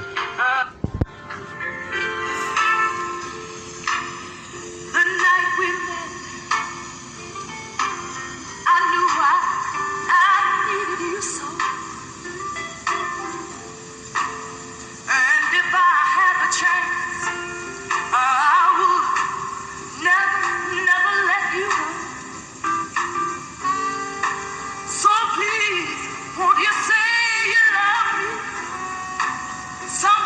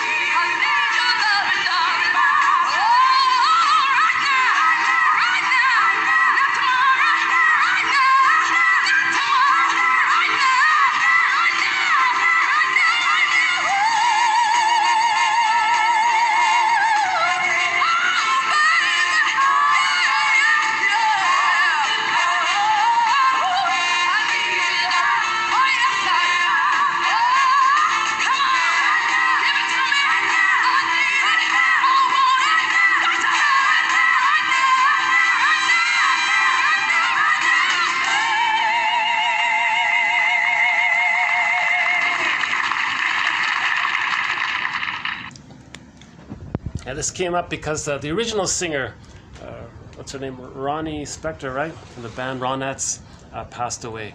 So we played that song, and as a follow-up we played this song here.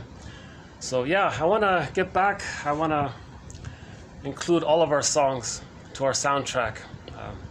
So that's in our soundtrack, 1001 Windmills of the Mind. An amazing soundtrack. We got songs in Old German. Here's one in Old German.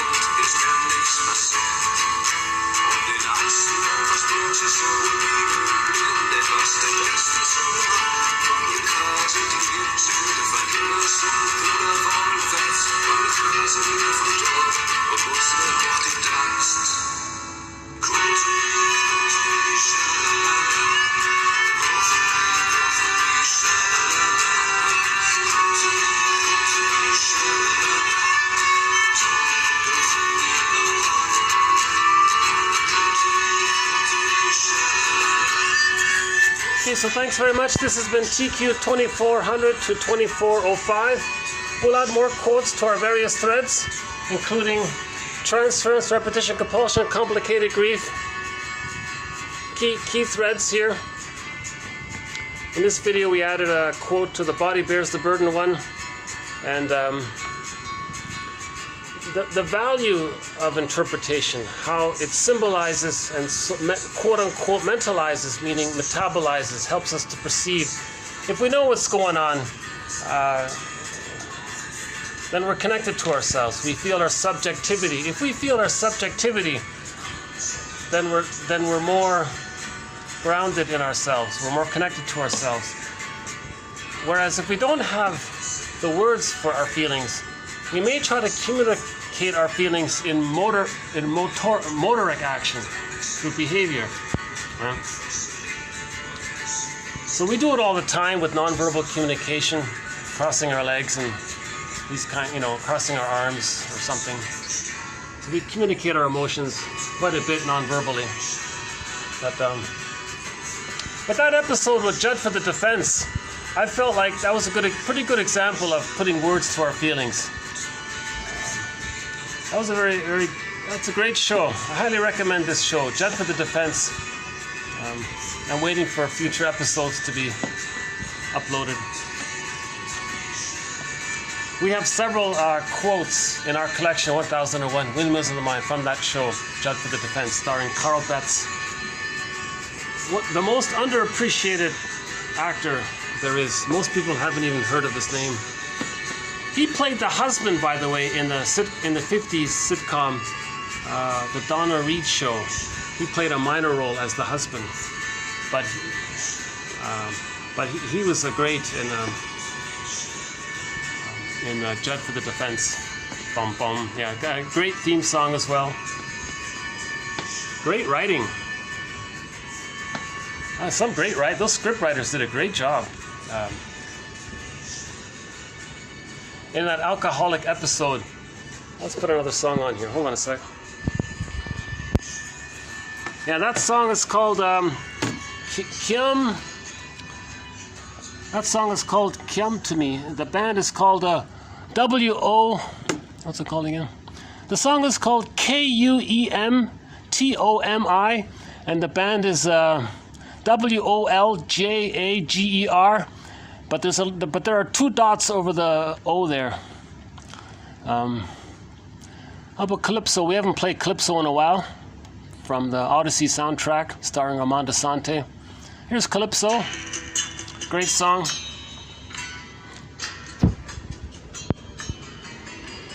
Odyssey, yeah. So we're sort of on a Odyssey, right? To heal and...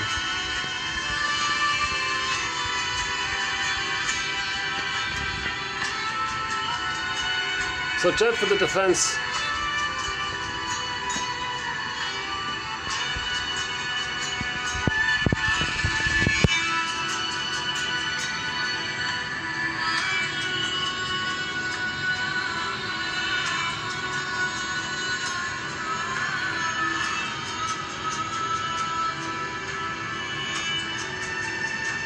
Oh yeah. So that alcohol, I just saw it last night, the alcoholic episode. So the psychological point made was that he had overcompensating. So I think that was a good example of reaction formation. He loves drinking, that judge. He's addicted to drinking. He gulps down whiskey every 10 minutes or something. And he needs it to function. He can't function normally without it. So he's highly dependent on it. Okay? So his true attitude is that he loves it. But on the his conscious behavior is that he hates it. And if there's a case in his courtroom involving alcohol, he hates them so much. That's called reaction formation.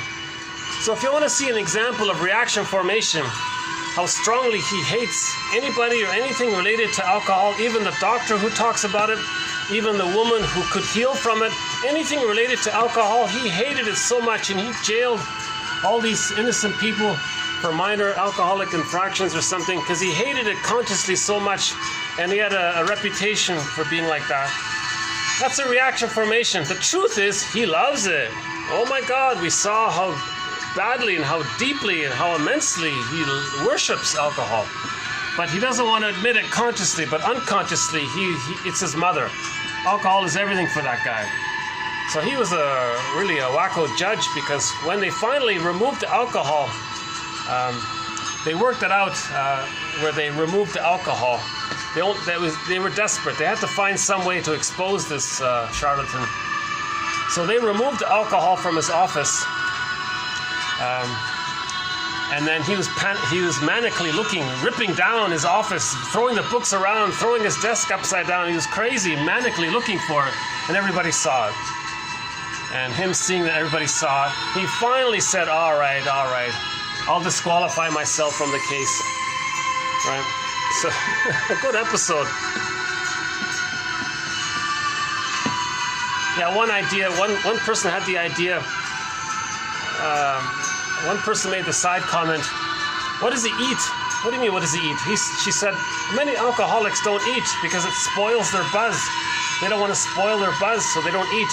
And some alcoholics die from malnutrition, she said. It's a little tidbit there, I didn't know about that. Great song, eh, Calypso? Great song. If you look up the soundtrack for the TV miniseries, The Odyssey, starring Armand Assante, a great soundtrack. From a very well-known, renowned, famous Russian composer. The whole soundtrack was from him. Sorry, I forgot his name. But the director of the Odyssey is also Russian. I forgot his name as well. But if you want to learn, I do have the feeling that Another excellent Russian fairy tale is Peer Gynt. It's not really a fairy tale, but the story of Peer Gynt was presented by a famous another Russian director. His name I know, Vadim Kirchevsky. Vadim Kirchevsky. If you can find it, it's a 30-minute animated film rendition of the Peer Gynt story. That's the best rendition of it I can think of. So let's choose another song here. So yeah, so the Odyssey. So those two have won Golden Windmills of the Mind Award, right? So the Odyssey, starring Armando Sante, the famous Italian actor playing Odysseus, that TV series, that has won a Golden Windmills of the Mind. That's the best rendition of the Odyssey story.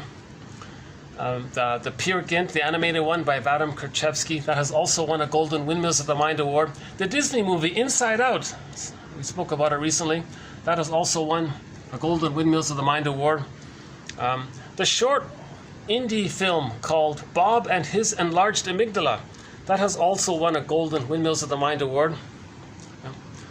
We have 21 Golden Windmills of the Mind Award, to films, to books, to art, audio-visual material, to audio. Robert Bly's audio is one as well. So we'll update that list later on here. Let's see if we can play a song, another song that we haven't played in a while here. What else do we have here? Barbara Lewis, Windmills of the Mind. Brian Andre. What's this one here again? Hold on a sec. I don't think we've played this one here. What is it? Cabruera by Pisa Morena. All right, why not? Let's just play this one. End up on The Colors of Brazil, disc number 1, okay? I don't think we've ever played this. We'll just close up with some upbeat kind of song here. Hopefully one time I'll be able to show you a nice sunset here. But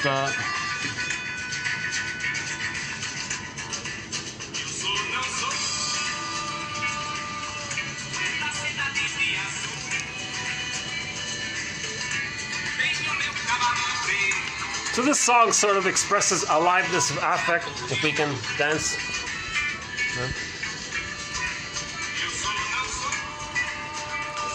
So any final thoughts here? That's not a bad little book by a Terry Quatman, Quatman. She writes in a very friendly, sort of conversational tone. She writes like she's talking to her friend across the coffee table. She writes in that sort of conversational, friendly style.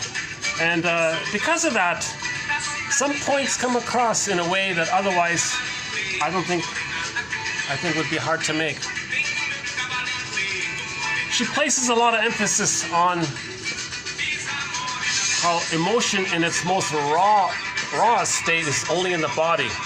Later on, it's in symbols, and finally it's in words, to the point where it enhances our sense of subjectivity. That's what we want.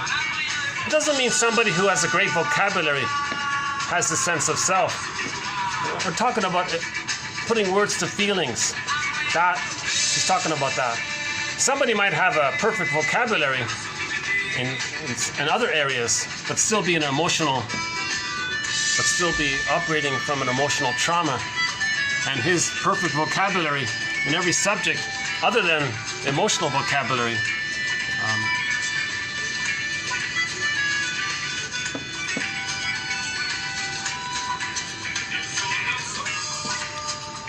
is this in Portuguese?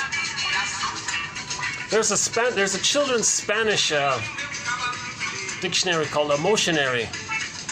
It's not great, but it's not too bad. It's an attempt to teach children what emotions are. It's an emotionary, right? I think we need more emotionaries. I think she's onto something. There's an emotional thesaurus. That's not too bad. It's so dark around here. Oh, here we go. Here's some light. Oh, that's better. How about here? Well, oh, here we go. A little bit of light here. That's one of the disadvantages of this room. Well,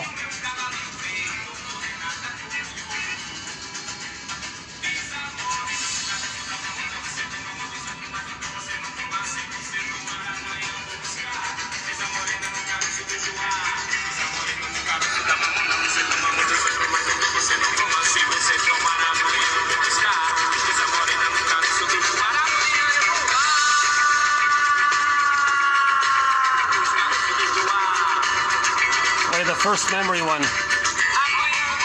So what's your first memory? What do you think? What's your earliest memory? Or two of them, or three of them? Is there a certain tone to them? Stephanos, he thinks that may come through in a person's attitude in life somehow. There may be a link between that and their attitude. That wasn't so bad, eh? Should we play it again? Let's play that one more time. Huh? And what else do we do?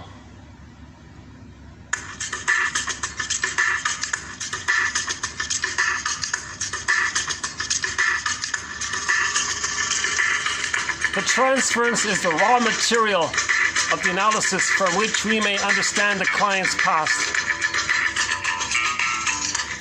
That's such a key point.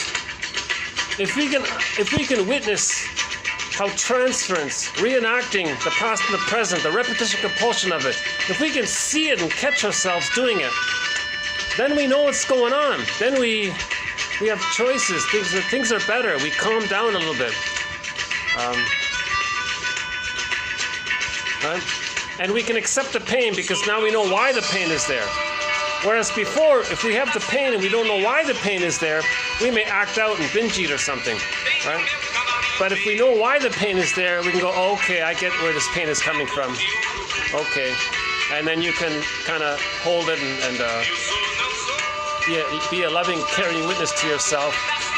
And at that point, you treat yourself the way any loving parent would treat a wounded child. Right?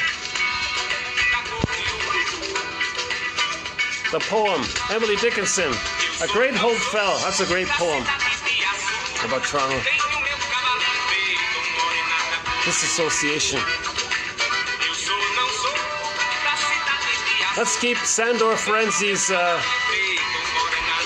little lesson here in mind. Just as if you have only one candle in a room and put your hand near the candle, half the room may be darkened. Right? So if near the beginning of life we only do a little harm to the child, it may cast a shadow of their whole life. And then maybe they go to a discotheque to numb out as a defense against the pain of all their emotions in the shadow self, the unconscious self, repressed tendencies.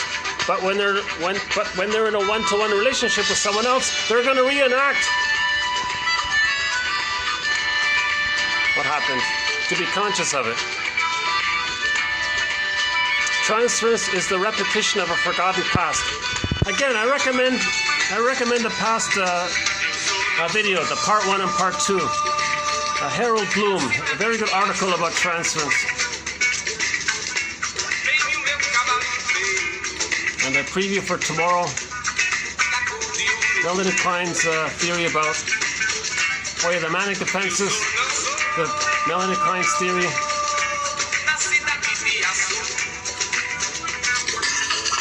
About this, okay, this.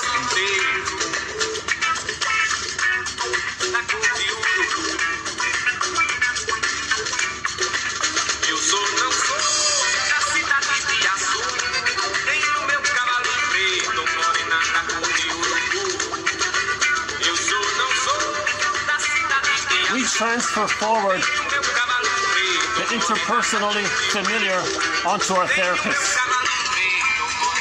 We transfer forward into the present from the past, interpersonally, the interpersonally familiar onto people in the present. it was interpersonally familiar, the dynamic with the mother. That was interpersonally familiar, but it was painful. So we transfer that forward as a communication of the pain of the past. Amy Baer says it very simply. The self-help author Amy Baer said in an interview, you can see it on YouTube. She says, we repeat the past in the present because of the pain we're feeling. That's the shortest, simplest explanation of it right there. She says, we repeat the past in the present because of the pain we're now feeling. We're still feeling it. So the past isn't over even, right? The past isn't the past, she said. Right? William Faulkner there, right? All right, I'll leave it here for now. So thanks very much. I'll see you in the next video. Bye for now.